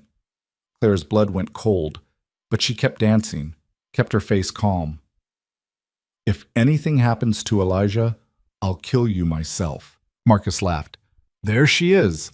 The real Clara Stone, not the frightened girl in the patched dress, but the woman with fire in her eyes. He leaned closer. We could have used someone like you. It's a shame you chose the wrong side. I chose the side that doesn't poison old women. Alleged poisoning, still to be proven in court. The music was ending. Marcus released her, stepped back. Enjoy your evening, Mrs. Stone. I suspect you don't have many left. Clara walked back to Elijah on shaking legs. He took one look at her face and pulled her aside. What did he say? Threats? Promises? The usual? She tried to smile. I think we should leave now. They made their way toward the exit, but before they reached it, the room suddenly erupted in shouts. Someone had collapsed near the refreshment table. People crowded around, blocking Clara's view. Then the crowd parted and she saw who it was. Judge Morrison, face pale, clutching his chest. Doc Ramsey was there in seconds, checking the judge's pulse, loosening his collar. After a moment, he looked up and shook his head. He's dead. Heart attack. The room exploded into chaos. Clara stood frozen, watching as the Bransons exchanged a quick glance. Too quick, too knowing. Then they were both moving toward the body, expressing shock and grief with practiced ease. But Clara had seen that look, and she knew, with absolute certainty, that Judge Morrison's death was no accident. The Bransons had just eliminated the one judge they owned, creating chaos and delay that would work in their favor, and no one would ever be able to prove it. Elijah pulled her toward the door. We're leaving, right now. Clara didn't argue. They made it outside to their wagon and started the long ride back to the mountain. Behind them, Copper Falls burned with lamplight and panic, and somewhere in that light, the Bransons were already planning their next move. The wagon rattled over frozen ground, each jolt sending pain through Clara's clenched jaw. She hadn't spoken since they'd left the ball, and Elijah hadn't pushed her. He just drove, eyes scanning the darkness, rifle within easy reach. They were a mile from town when Clara finally broke the silence. They killed him. I know. Just like that, in a room full of witnesses, and no one will ever prove it. Elijah's hands tightened on the reins. Probably not. Clara turned to look at him. That doesn't bother you? Of course it bothers me, but getting angry won't bring him back. He glanced at her. What will is making sure his death means something. How? With Morrison gone, they'll appoint a new judge, someone else they own, someone who'll make sure the trial goes their way. Maybe. Or maybe they just made their first real mistake. Clara frowned. What do you mean? Morrison was predictable, bought and paid for. Everyone knew it, but at least they knew what to expect. Elijah guided the wagon around a rut in the road. Now there's uncertainty, and people don't like uncertainty, especially people with power. Before Clara could respond, a gunshot cracked through the night. The bullet hit the wagon frame inches from Elijah's head. He yanked the reins, sending the horse lurching off the road into the tree line. Another shot followed, then another, splintering wood and kicking up dirt. "Get down!" Elijah shoved Clara to the floor of the wagon and grabbed his rifle. "Stay low!" Clara pressed herself against the boards, heart hammering. She could hear riders now, at least 3 of them, circling through the darkness. The moonlight wasn't enough to see faces, just shapes on horseback. Elijah fired twice. One of the riders cried out and fell. The others scattered, regrouping beyond the trees. "Mrs. Stone!" a voice called from the darkness. Not one of the Bransons. Younger, rougher.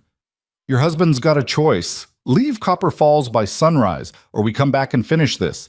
You got till dawn." Another shot rang out, hitting the wagon's water barrel. Water gushed out, soaking the supplies. Then the riders were gone, hoofbeats fading into the distance. Elijah waited a full minute before moving. Then he climbed down from the wagon, rifle ready, and checked the fallen rider. "Dead," he said quietly. Clara forced herself to look. Young, maybe 25. Face she didn't recognize. Blood spreading dark across his shirt. "They're hiring guns now," Elijah said. He searched the body quickly, found nothing but a few coins and a flask of whiskey. Getting desperate. Or just escalating. Clara's voice shook despite her best efforts. "You heard what he said. Leave by sunrise." "Yeah, I heard." Elijah straightened, looked down the road toward Copper Falls. "Question is, what are we going to do about it?" Clara stared at him. "You can't be serious. They just tried to kill us. They've been trying to kill us for weeks. This isn't new. But, Clara," he turned to face her fully, "if we run now, they win. Everything we've done, your speech at the church, the ball, the witnesses coming forward, all of it means nothing if we let them scare us away." "So what, we just wait for them to try again? Wait until they actually succeed?" "No, we go on the offensive." Elijah's eyes were hard in the moonlight. "We stop reacting to what they do and start making them react to us." "How?" "We find out who killed Morrison, and we prove it." The idea was insane. Clara knew it was insane. But as she stood there in the cold darkness with a dead man bleeding into the frozen ground and her whole body still shaking from nearly being shot, she realized something. She was tired of being afraid. "All right," she said. "How do we start?" They buried the hired gun in a shallow grave. They'd report it to the sheriff later, but right now they had bigger problems. Then they pushed the wagon back onto the road and continued toward the mountain. But instead of going to the cabin, Elijah turned east toward Silver City. "Where are we going?" "To see Catherine. If we're going to do this, we need her help." They reached Silver City just before dawn. Catherine's office was dark, but Elijah pounded on the door until a light appeared in the upstairs window. A minute later, Catherine appeared in a dressing gown, hair loose, holding a pistol. "This better be life or death." "It is." Elijah pushed past her into the office. "Morrison's dead. Someone just tried to ambush us on the road, and we need to prove the Bransons are behind both." Catherine's expression shifted from annoyed to focused in about 2 seconds. "Tell me everything." They laid it out. The judge's sudden collapse, the look the Bransons had exchanged, the attack on the road. Catherine listened without interrupting, already thinking 3 steps ahead. "We can't prove the ambush was ordered by them," she said when they finished. "Dead man tells no tales, and the others got away." "What about Morrison?" Clara asked. "Heart attack. Doctor will rule it natural causes. Even if we suspect poison, proving it would require an autopsy, and the Bransons will never allow it. His body's probably already being prepared for burial. So they just get away with it. With killing Morrison? Yes, but that's not what we go after them for." Catherine started pulling books from her shelves, legal texts and case files. "We use Morrison's death to our advantage. The territorial governor will have to appoint a new judge. That takes time, weeks, maybe months. During that time, the case is in limbo." "How does that help us?"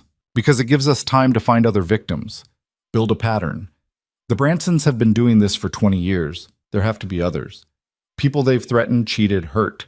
We find them, get their testimony, build a case so overwhelming that even a corrupt judge can't ignore it." Elijah nodded slowly. "All right. Where do we start?" "With the mines. That's where the Bransons make their real money. If they're pressuring anyone, threatening anyone, it'll be miners who won't sell their claims. Catherine pulled out a map, spread it across her desk. There are maybe 30 independent operations within 50 miles. We talked to all of them. That'll take weeks, Clara said. Good thing we have weeks. Catherine looked at them both. But I need to be clear about something. Once we start digging into every dark corner of what the Bransons have done, they're going to come after us hard. Harder than they already have. They already tried to kill us tonight, Elijah pointed out. And they'll try again. They'll go after your mine, your reputation, anyone who helps you. They'll use every legal trick and illegal threat they have. Catherine's eyes were serious. Are you absolutely sure you want to do this? Clara thought about her mother, poisoned and left to die. Thought about Judge Morrison, killed for being in the way. Thought about every person who'd ever been crushed under the Bransons' boots because no one had the courage to fight back.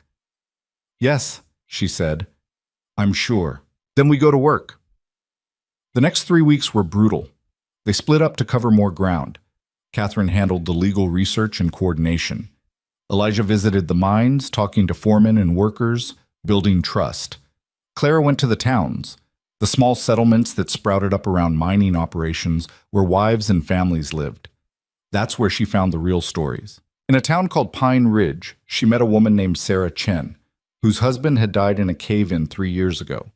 The Bransons had ruled it an accident, paid her a pittance, and threatened to blacklist her if she complained. They said accidents happen, Sarah told Clara over weak tea in a house that was falling apart. Said I should be grateful they gave me anything at all. Did anyone investigate the collapse?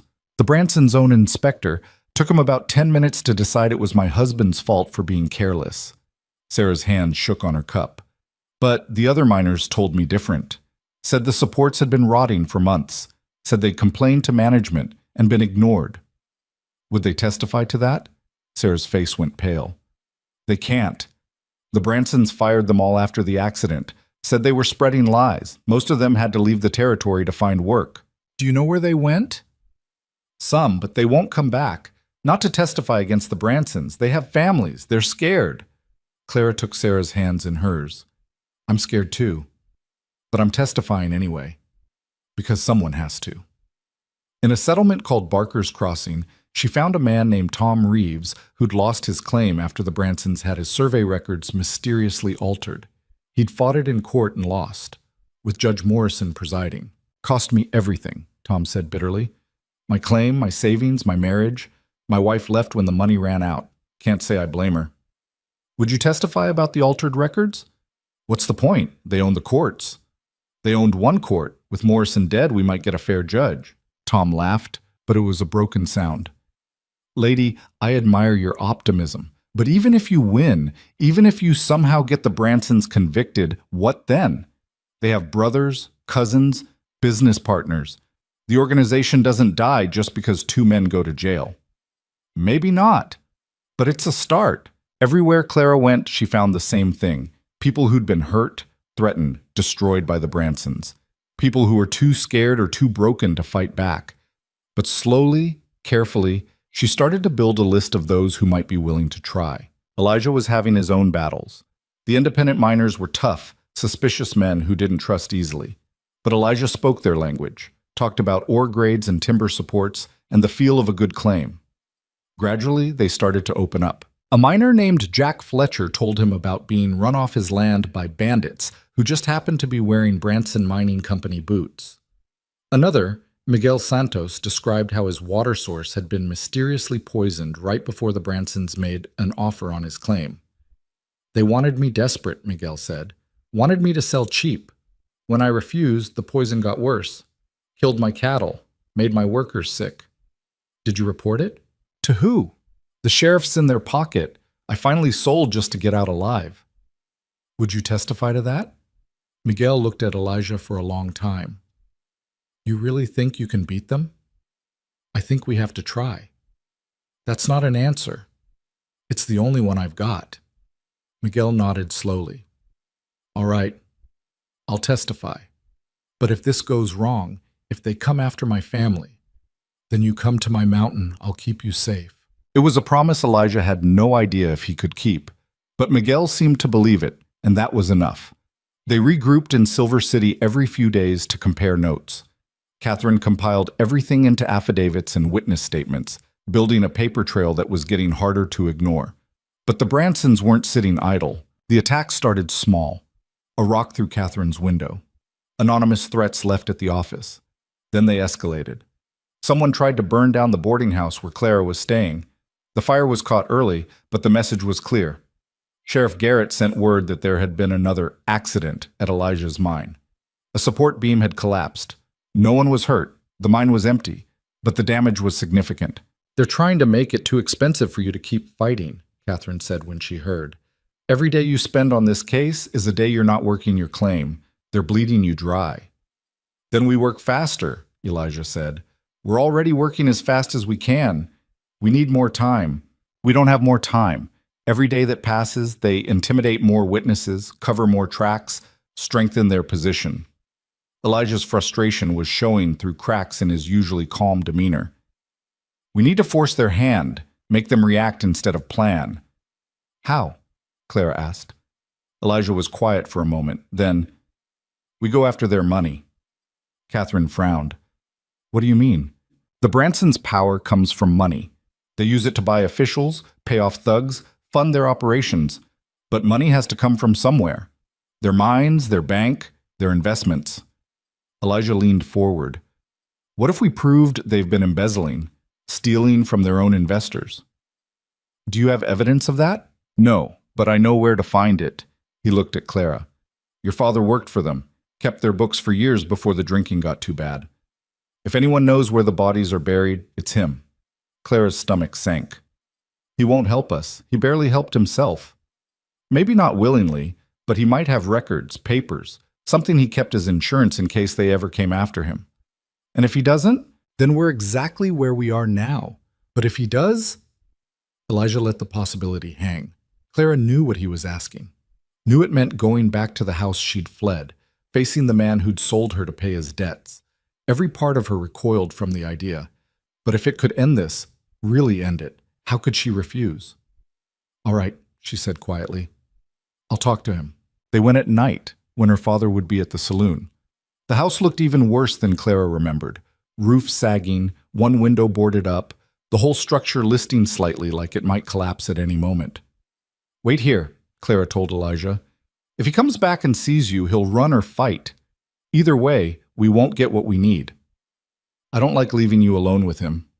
"I'll be fine. He's a coward and a drunk, not a killer." She touched his arm. "Just keep watch." The door wasn't locked. Nothing worth stealing inside. Clara stepped into the dim interior and immediately wanted to leave. The smell hit her first: stale alcohol, unwashed bodies, decay. Then the memories.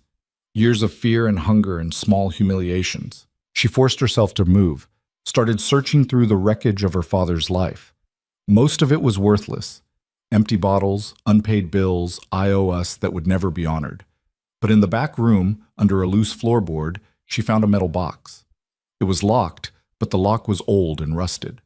Clara pried it open with a kitchen knife. Inside were papers, ledgers, account books going back 15 years. Her father had kept everything. Clara's hands shook as she flipped through the pages. Here was proof of payoffs to officials. Falsified mine reports. Workers paid less than they were owed, the difference pocketed. Investors cheated out of their returns. And signatures. Marcus Branson's neat script, James Branson's harsh scrawl, all over documents that proved systematic fraud. "That's not yours."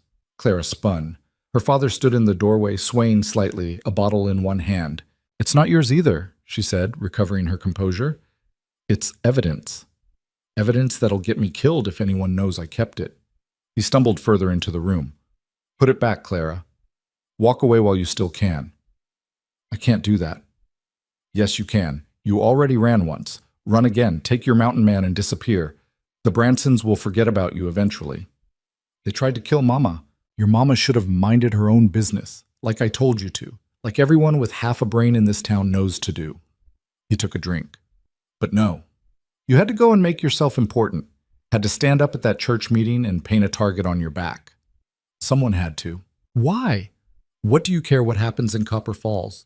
You hated this town, hated everyone in it. Now suddenly you're some kind of hero?" He laughed bitterly. You're not a hero, Clara. You're a girl who got lucky and married rich. Don't confuse the two. The words stung because part of Clara had thought exactly that, had wondered if she was fighting for justice or just for revenge, if she wanted to save the town or just prove she mattered. But looking at her father now, broken, bitter, drowning in his own weakness, she realized something. It didn't matter why she'd started. What mattered was that she was still standing, still fighting, still refusing to be what everyone expected her to be. "I'm taking the ledgers," she said. "They'll know it was me who had them. So leave. Go somewhere they can't find you." "With what money? You think I got anything left?" He gestured around the ruined house. "This is all I have. This and my debts and my place at the bar. I leave. I die. Simple as that." Clara looked at him for a long moment, tried to find some scrap of sympathy, some daughterly feeling, found nothing but exhaustion and old pain. "Then die," she said quietly. "But you're not taking anyone else down with you." She walked past him with the ledgers tucked under her arm. He didn't try to stop her, just stood there in his crumbling house, holding his bottle, already mourning his own inevitable end. Outside, Elijah was waiting. "You get it?" "I got it." "Your father?" "Inside, drunk. Probably won't even remember I was here by morning." They rode back to Silver City in silence. Clara kept the ledgers clutched to her chest, feeling the weight of them. This was it. This was the evidence that could bring the Bransons down. But it was also her father's death sentence. Catherine was still awake when they arrived, working by lamplight. She took one look at the ledgers, and her eyes went wide. "Where did you get these?" "Does it matter?" "It does if we want them to be admissible in court. Chain of custody, provenance, all that matters." "They were in my father's house. He worked for the Bransons, kept their books." Clara set them on the desk. "That's all anyone needs to know." Catherine started flipping through the pages, her expression shifting from interest to shock to something close to glee. "This is incredible. This is everything. We can prove fraud, embezzlement, bribery. We can tie the Bransons to a dozen crimes. Will it be enough?" Elijah asked. "It might be. If we can get this in front of an honest judge, if we can protect the witnesses long enough to testify, if we can—" She stopped. "There are a lot of ifs, but this gives us a real chance." "Then let's use it." News of the ledgers spread faster than Clara expected. Within 2 days, the whole territory seemed to know that evidence of the Bransons' crimes had surfaced. Witnesses who'd been too scared to come forward started reaching out. Officials who'd turned a blind eye started making careful inquiries about immunity, and the Bransons went to ground. They holed up in their offices, surrounded by lawyers and guards, sent word through intermediaries that they wanted to negotiate. Catherine refused. The time for negotiation was past. The territorial governor appointed a new judge, a man named Harrison from back east, with no connections to Copper Falls and a reputation for being incorruptible. The trial was set for 3 weeks out. Those 3 weeks felt like 3 years. Clara and Elijah moved between Silver City and Copper Falls, coordinating with Catherine, meeting with witnesses, preparing testimony. The Bransons' lawyers filed motion after motion, trying to delay, trying to suppress the ledgers, trying to discredit witnesses before they could even take the stand. But Judge Harrison denied them all. "The evidence will be heard," he ruled.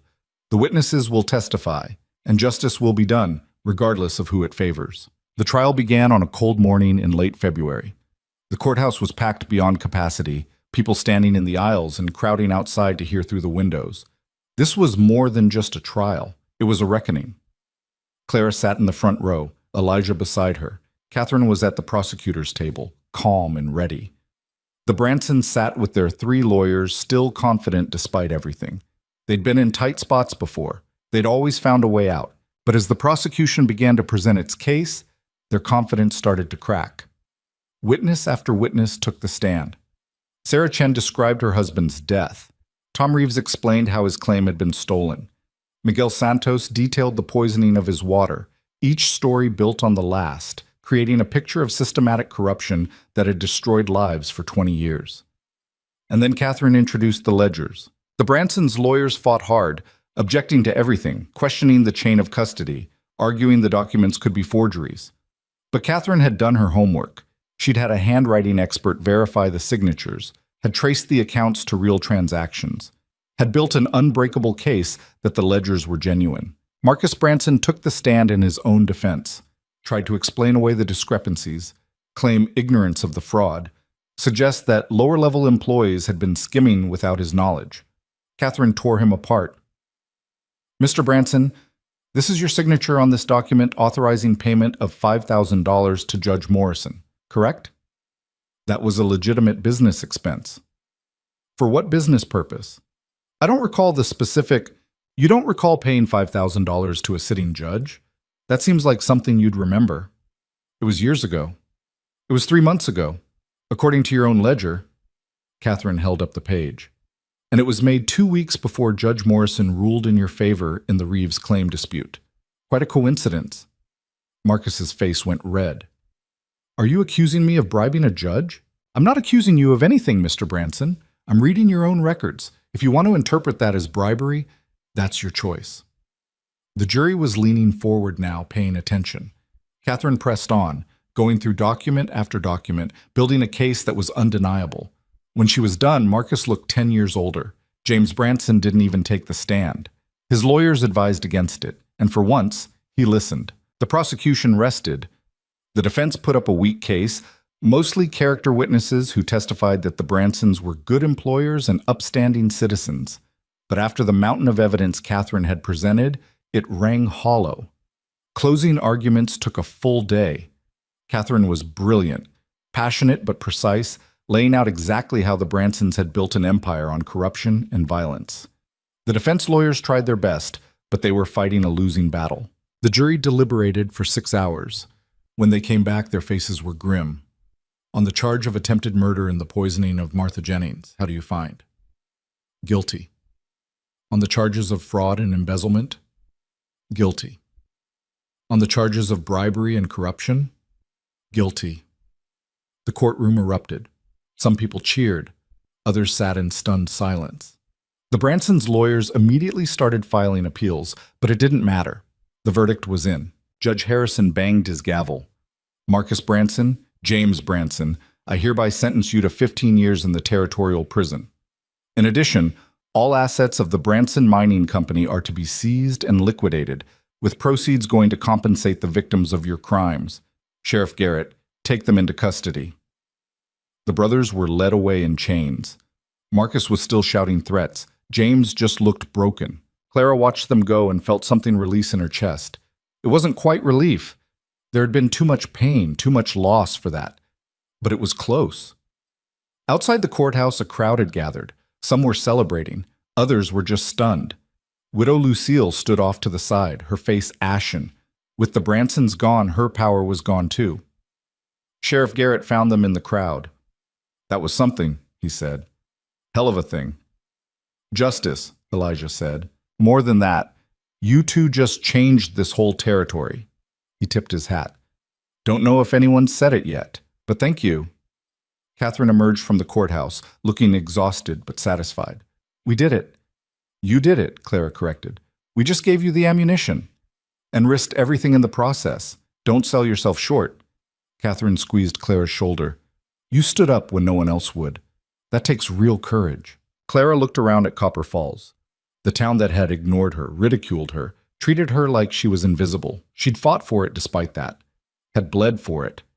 And now, finally, they were seeing her. What happens now? She asked. Now? Catherine smiled. Now you go home. You've earned it. They rode back to the mountain as the sun was setting. Clara was so tired she could barely stay on her horse. Elijah wasn't much better. But as they climbed higher, away from Copper Falls and its chaos, she felt something shift. The war was over. They'd won. Her mother was waiting at the cabin, healthy now, color in her cheeks. She pulled Clara into a fierce hug. I heard. The whole town's talking about it. It's done, Mama. They're going to prison. I know, sweetheart, I know. Her mother pulled back, looked at her carefully. How do you feel? Clara considered the question. How did she feel? Exhausted, relieved, uncertain. The fight had defined her for so long that she wasn't sure who she was without it. I don't know, she admitted. Ask me tomorrow. That night, Clara stood on the porch of the cabin looking down at Copper Falls. The town was lit up, lamps burning in windows, smoke rising from chimneys. It looked peaceful, almost innocent. Elijah came to stand beside her. Thinking about going back? No, just looking. She glanced at him. Do you think it'll really change? The town? Maybe. People are stubborn, but the Bransons organization is done. That'll change things whether people want it to or not. And us? What about us? Clara turned to face him fully. This whole thing, the marriage, the fight, everything, it was supposed to be temporary. An arrangement.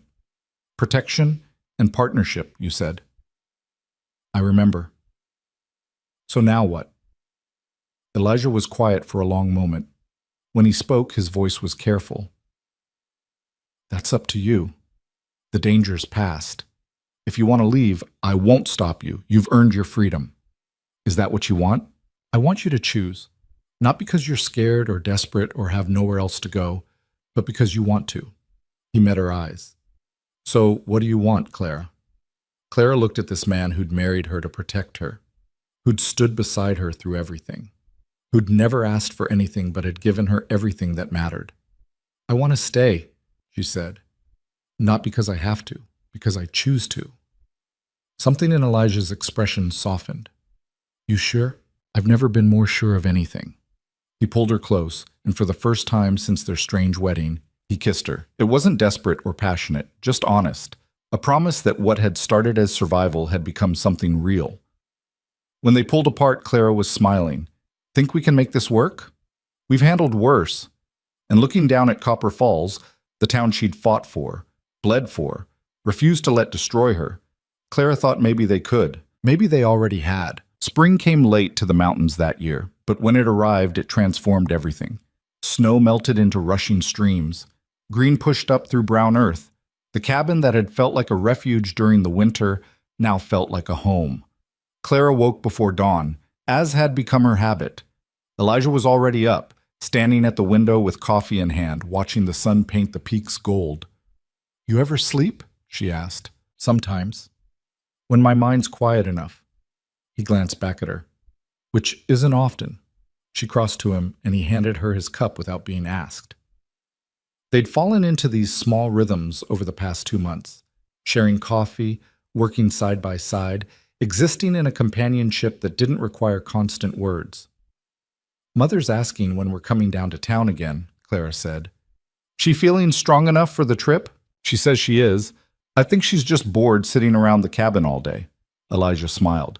She's your mother. Stubborn runs in the family. Clara elbowed him, but she was smiling too. Her mother had recovered fully, gained back the weight she'd lost, started cooking meals that actually tasted like food instead of medicine. She'd even started talking about finding her own place in Copper Falls, though Clara suspected that was more about giving them privacy than any real desire to leave the mountain. We should go down this week, Elijah said. I need to check on the mine anyway, see what damage the Bransons people did before they got arrested. You think it's still viable? Only one way to find out. The truth was, they hadn't touched the mine in months. Between the trial and the recovery and just trying to survive the winter, there hadn't been time. But money was running low, and mountain living didn't come free. 3 days later, they made the trip down to Copper Falls. Clara's mother rode between them, wrapped in blankets despite the warming weather, commenting on every change in the landscape like she was seeing it for the first time. Look how green everything's getting. And is that the Miller place? When did they repaint the barn? Last month, Mama. Well, it looks nice. Everything looks nice. Copper Falls had changed in subtle ways. The Branson Mining Company building stood empty, windows dark, a foreclosure notice nailed to the door. The bank had new ownership, someone from Silver City who didn't owe anyone favors. The general store had changed hands too. Mr. Peterson had left town quietly after it came out that he'd been skimming from the Bransons' accounts. The new owner was a widow named Mrs. Chen, Sarah Chen, whose husband had died in the cave-in. Figured I'd put the compensation money to use, Sarah explained when Clara stopped in. Better than letting it sit. Besides, this town needs a store run by someone who actually cares about the people buying from it. How's business? Picking up. People were nervous at first, thought I'd hold grudges. But I don't believe in that. The Bransons are gone. Time to move forward. It was a sentiment Clara heard echoed throughout town.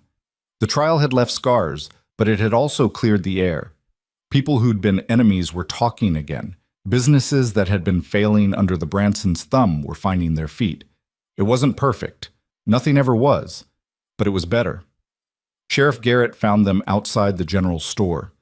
He looked older somehow, the stress of the past months written in new lines around his eyes. "Mrs. Stone, Elijah." He tipped his hat. "Glad to see you back in town." "Just visiting," Elijah said. "Checking on the mine." "Right. About that." Garrett shifted uncomfortably. "You should know there's been some talk. Some of the Bransons' old crew, the ones who didn't get arrested, they've been making noise about you taking over operations." "I'm not taking over anything. I've got my own claim." "I know that. But the territorial government seized all the Branson assets, and someone needs to run those mines or half the town's out of work. People are suggesting you." Clara saw Elijah's jaw tighten. "I'm not a mining company manager. I'm a prospector." "You're also the man who brought down the most corrupt operation in the territory. That counts for something." "It counts for me wanting nothing to do with running other people's lives." Garrett nodded like he'd expected that answer. "Fair enough, but think about it. Those mines represent jobs, families, livelihoods. Right now they're sitting idle while lawyers fight over what to do with them. Could use someone who actually gives a damn making decisions." He left before Elijah could argue further. Clara watched her husband's expression darken. "You're actually considering it?" "Hell no.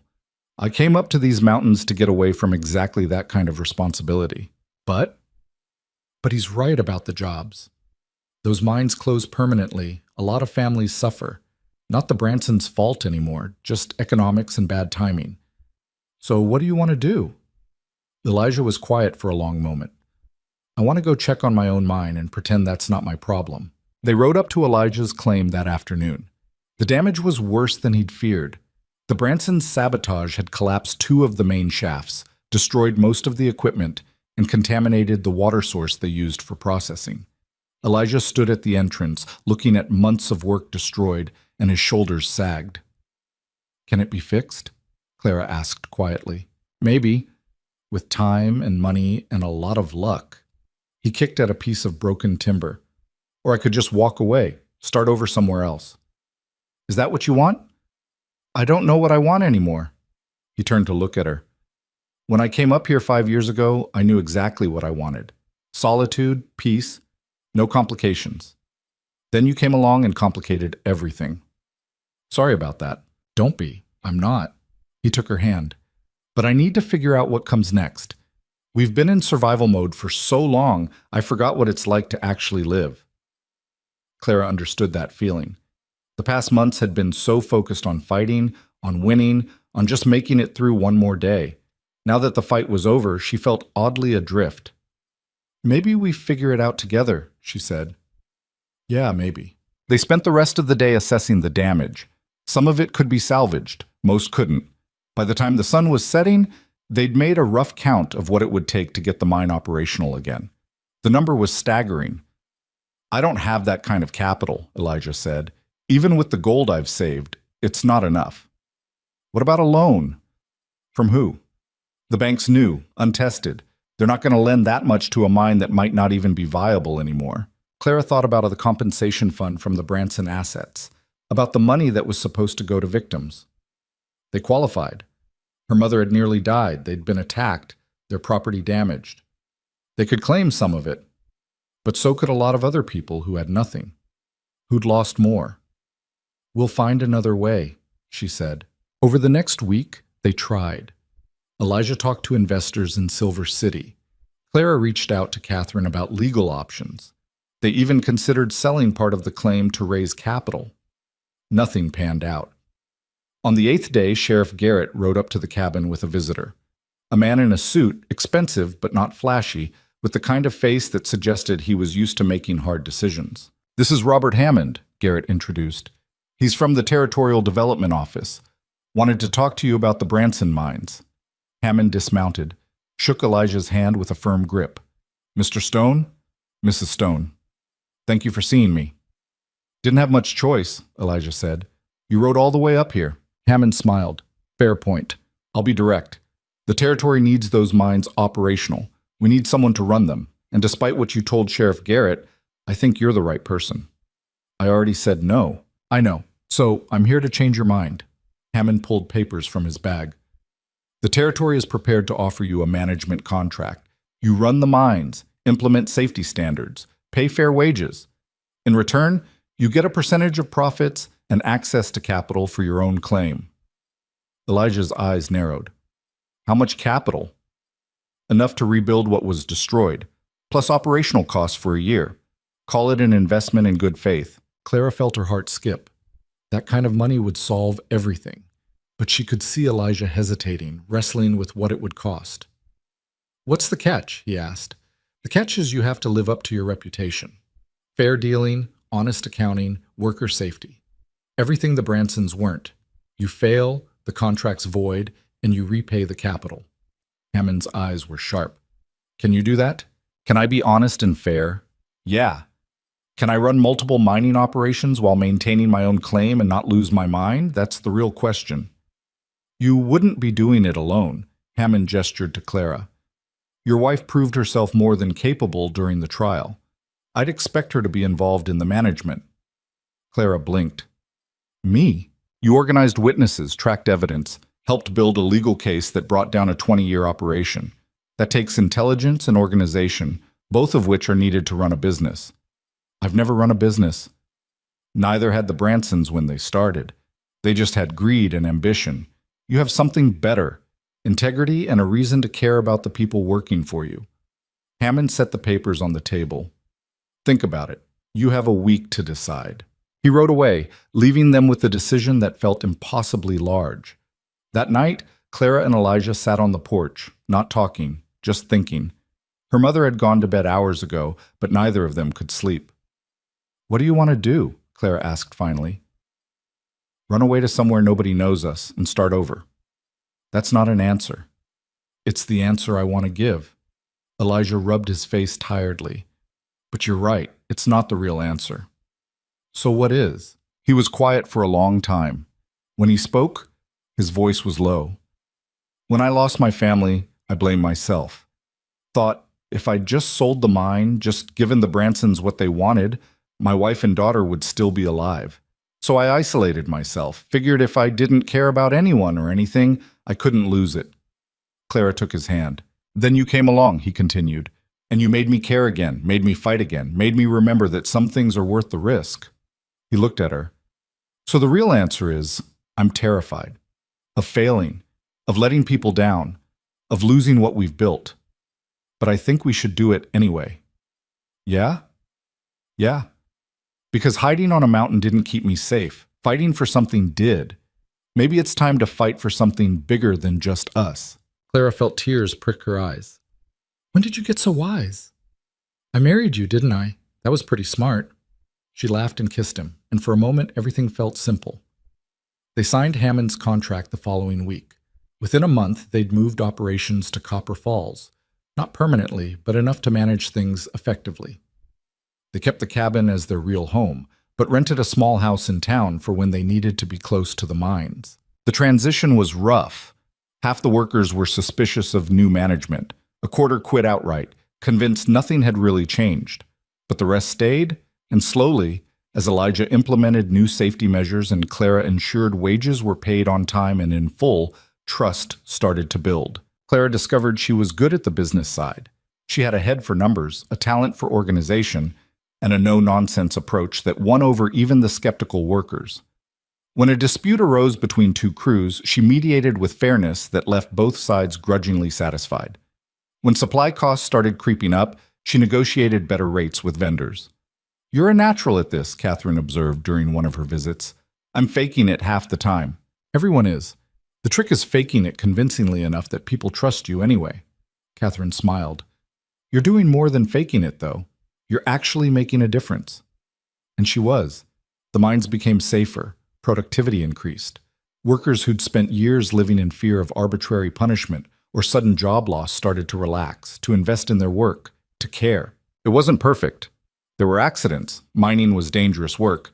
But they were investigated properly now, safety measures updated, families compensated fairly. When a worker died in a rock slide, Clara personally visited his widow and ensured she received enough money to survive until she could find work.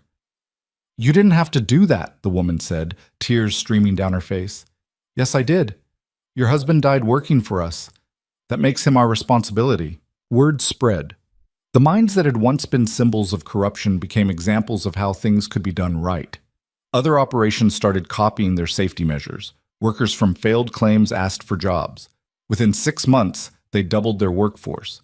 But success brought its own problems. Widow Lucille, who'd been quiet since the trial, started making noise again. She'd lost most of her power when the Bransons fell, but she still had connections, still had influence with certain circles. She started spreading rumors that Elijah and Clara had manipulated the trial, that they'd destroyed the Bransons to take over their business, that Clara had seduced her way into wealth and was now playing at being respectable. Most people ignored it, but some listened. A group of former Branson loyalists, led by a man named Pike, who'd been a foreman under the old regime, started causing trouble, sabotaging equipment, starting fights. Nothing they could be directly tied to, but enough to create chaos. Clara confronted Pike directly, in front of his crew. "You have a problem with how I'm running things. Say it to my face." Pike sneered. "My problem is you're a woman playing at a man's job. You don't know mining, don't know business. You're just the wife of a man who got lucky." "Lucky?" Claire's voice was dangerously quiet. "You think surviving the Bransons trying to kill my mother was luck? Building a legal case that sent them to prison? Standing up in that church when everyone else was too scared? I think you married a rich man and now you're pretending you earned your place." Clara stepped closer. Pike was a big man, used to intimidating people with his size. But Clara didn't flinch. "I've earned every single thing I have. My place, my respect, my position. And you know what? I don't need you to believe that. I don't need you to like me, but you will respect the work we're doing here, or you can leave." "You can't fire me. The men would riot." Clara looked past him at the crew of 15 men who'd been watching the exchange. "Would you? Would you riot if I fired a man who's been sabotaging equipment and putting your lives at risk?" Silence. Several men shifted uncomfortably. "Because I have proof," Clara continued. "I've been watching, documenting. I know it was you who weakened the support in Shaft 3. I know you who damaged the ventilation system. I've got witnesses who'll testify you've been doing it to make us look incompetent." Pike's face went pale. "You can't prove." "I can, and I will, in front of a judge if necessary. Or you can leave now quietly, and we'll call it even." Pike looked at his crew. None of them met his eyes. He'd lost, and he knew it. "This isn't over," he muttered. "Yes, it is." Clara's voice was steel. "You're done here. Get your things and go." He left. None of his crew went with him. After that, the sabotage stopped. Workers who'd been fence-sitting saw that Clara meant business, that she wasn't just Elijah's wife playing manager, but someone who would fight for the operation and for them. Respect turned to loyalty. Loyalty turned to genuine investment in the success of the mines. By the time fall arrived, the operation was profitable. Not massively, Clara made sure profits were reinvested in safety and wages, but stable, sustainable. And Elijah's own mine was back in operation. The repairs had taken 6 months, but they'd finally hit a new vein, rich and deep. Between that and the management contract, they were more than comfortable. They could have stayed in town permanently, could have bought a big house, joined the social circles, become the kind of people who threw fancy dinners and went to balls.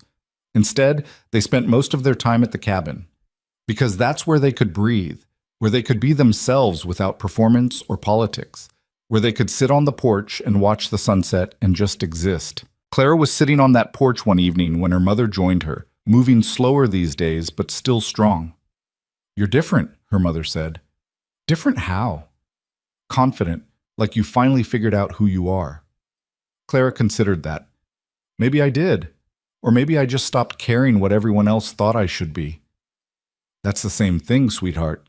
Her mother settled into the chair Elijah had built. "I'm proud of you, in case I haven't said it enough." "You've said it plenty." "Good, because I mean it every time." Her mother was quiet for a moment. "Your father came to see me last week." Clara stiffened. "What did he want?" "To apologize. Can you believe that? After everything, he showed up drunk and maudlin and sorry for himself, trying to say he was proud of what you'd become. What did you tell him? I told him it was too late, that you'd become who you are, despite him, not because of him, that he didn't get to claim any credit for your success. Clara felt something loosen in her chest. Thank you. He's leaving town. Said there's nothing left for him here. I don't think we'll see him again. And Clara realized she was fine with that. Her father was a chapter she'd closed. She'd taken what she needed from that part of her life, the strength that came from surviving it, and left the rest behind. Winter came early that year. By November, snow was already piling up in the passes. Clara and Elijah made one last trip down to Copper Falls to ensure everything was set for the season, then returned to the cabin to settle in. It was during that winter that Clara realized she was pregnant. She'd suspected for a few weeks, but hadn't said anything, hadn't wanted to jinx it. But when she finally told Elijah, his face went through so many emotions she couldn't track them all. You're sure? As sure as I can be without seeing a doctor, but yes, I'm sure. He pulled her close and she felt him shaking. I don't know if I can do this again. Do what? Be a father. Last time, he couldn't finish the sentence. Clara understood. His daughter had died. That kind of loss didn't just disappear. I'm scared too, she admitted. But we're not the same people we were then. We're stronger. We know what we're fighting for. What if it's not enough? Then we'll figure it out, together, like everything else. The pregnancy was hard. Clara was sick for months, couldn't keep food down, exhausted all the time. Her mother moved back to the cabin full-time to help. Elijah hovered constantly, terrified every time Clara so much as winced. I'm fine, she kept telling him. Women have been doing this for thousands of years. Not you, not my wife. Your wife is tougher than you think. She was tougher than even she thought. When the baby came in early spring, it was a long, brutal labor that lasted 36 hours. Doc Ramsey came up from Copper Falls to help, and even he looked worried at times. But Clara fought through it, fought like she'd fought everything else in her life, with determination and stubbornness and sheer refusal to give up. And then there was crying. Not hers, though she'd done plenty of that. The baby's, a girl, tiny and red and furious at the world. Elijah held her with shaking hands, tears streaming down his face. She's perfect. She's loud, Clara said weakly, but she was smiling.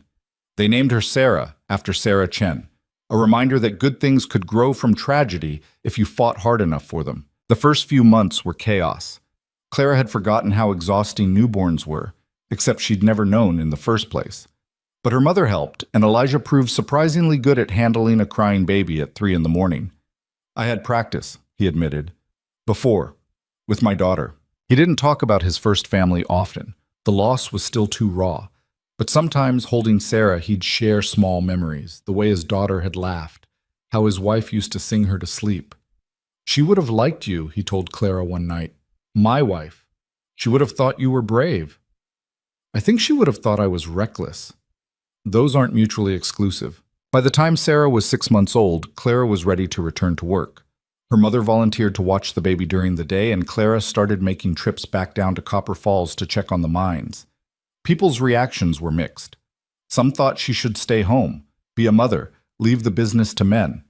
Others saw her return as proof that women could do both. Clara didn't care what they thought. She'd stopped measuring her worth by other people's opinions. The mines were running smoothly. The safety measures she and Elijah had implemented had reduced accidents by 70%. Worker satisfaction was at an all-time high. Productivity was up. They were making a real difference. One afternoon, Clara was reviewing accounts in the office when there was a knock at the door. She looked up to find Widow Lucille standing there, looking older and diminished. Mrs. Hartwell, this is unexpected. May I come in? Clara gestured to a chair. Lucille sat, her movement stiff and formal. I owe you an apology, Lucille said without preamble. Clara set down her pen. I'm sorry? For how I treated you, for years, for the things I said, the way I encouraged others to treat you. Lucille's hands twisted in her lap. I told myself I was protecting the town's morals, maintaining standards, but the truth is I was just cruel. Why are you telling me this? Because I've had a lot of time to think about who I was, who I became. Lucille met Clara's eyes. The Bransons used people. I knew that. I knew what they were doing, and I helped them because it made me feel powerful, important. And when you stood up to them, I was terrified. Not of them, of you, because you proved that power built on cruelty was worthless. Clara didn't know what to say. Of all the confrontations she'd imagined having with Lucille, this wasn't one of them. I'm leaving Copper Falls, Lucille continued, going to live with my sister in Denver. I wanted to apologize before I left. Not because I expect forgiveness. I don't deserve it, but because you deserve to hear it. She stood to leave. Mrs. Hartwell, Clara said. Lucille paused. Thank you for saying it. Lucille nodded once, then left. Clara sat there for the long time after, processing. This was what victory looked like, she realized. Not the Bransons in prison, or the mines running well, or even her daughter sleeping peacefully in the cabin. It was this. People choosing to be better because they'd seen what happened when they weren't. That summer, Copper Falls held its first truly fair election. The candidates ran on actual platforms instead of Branson money. The new mayor was Tom Reeves, the man who'd lost his claim to fraud. His first act was to establish an independent mining oversight board. Clara was asked to serve on it. She accepted. By autumn, the town had transformed. It wasn't perfect. Nowhere ever was. There were still disputes, still corruption in small corners, still people who put profit over people. But it was better. Measurably, tangibly better. And Clara had helped make it that way.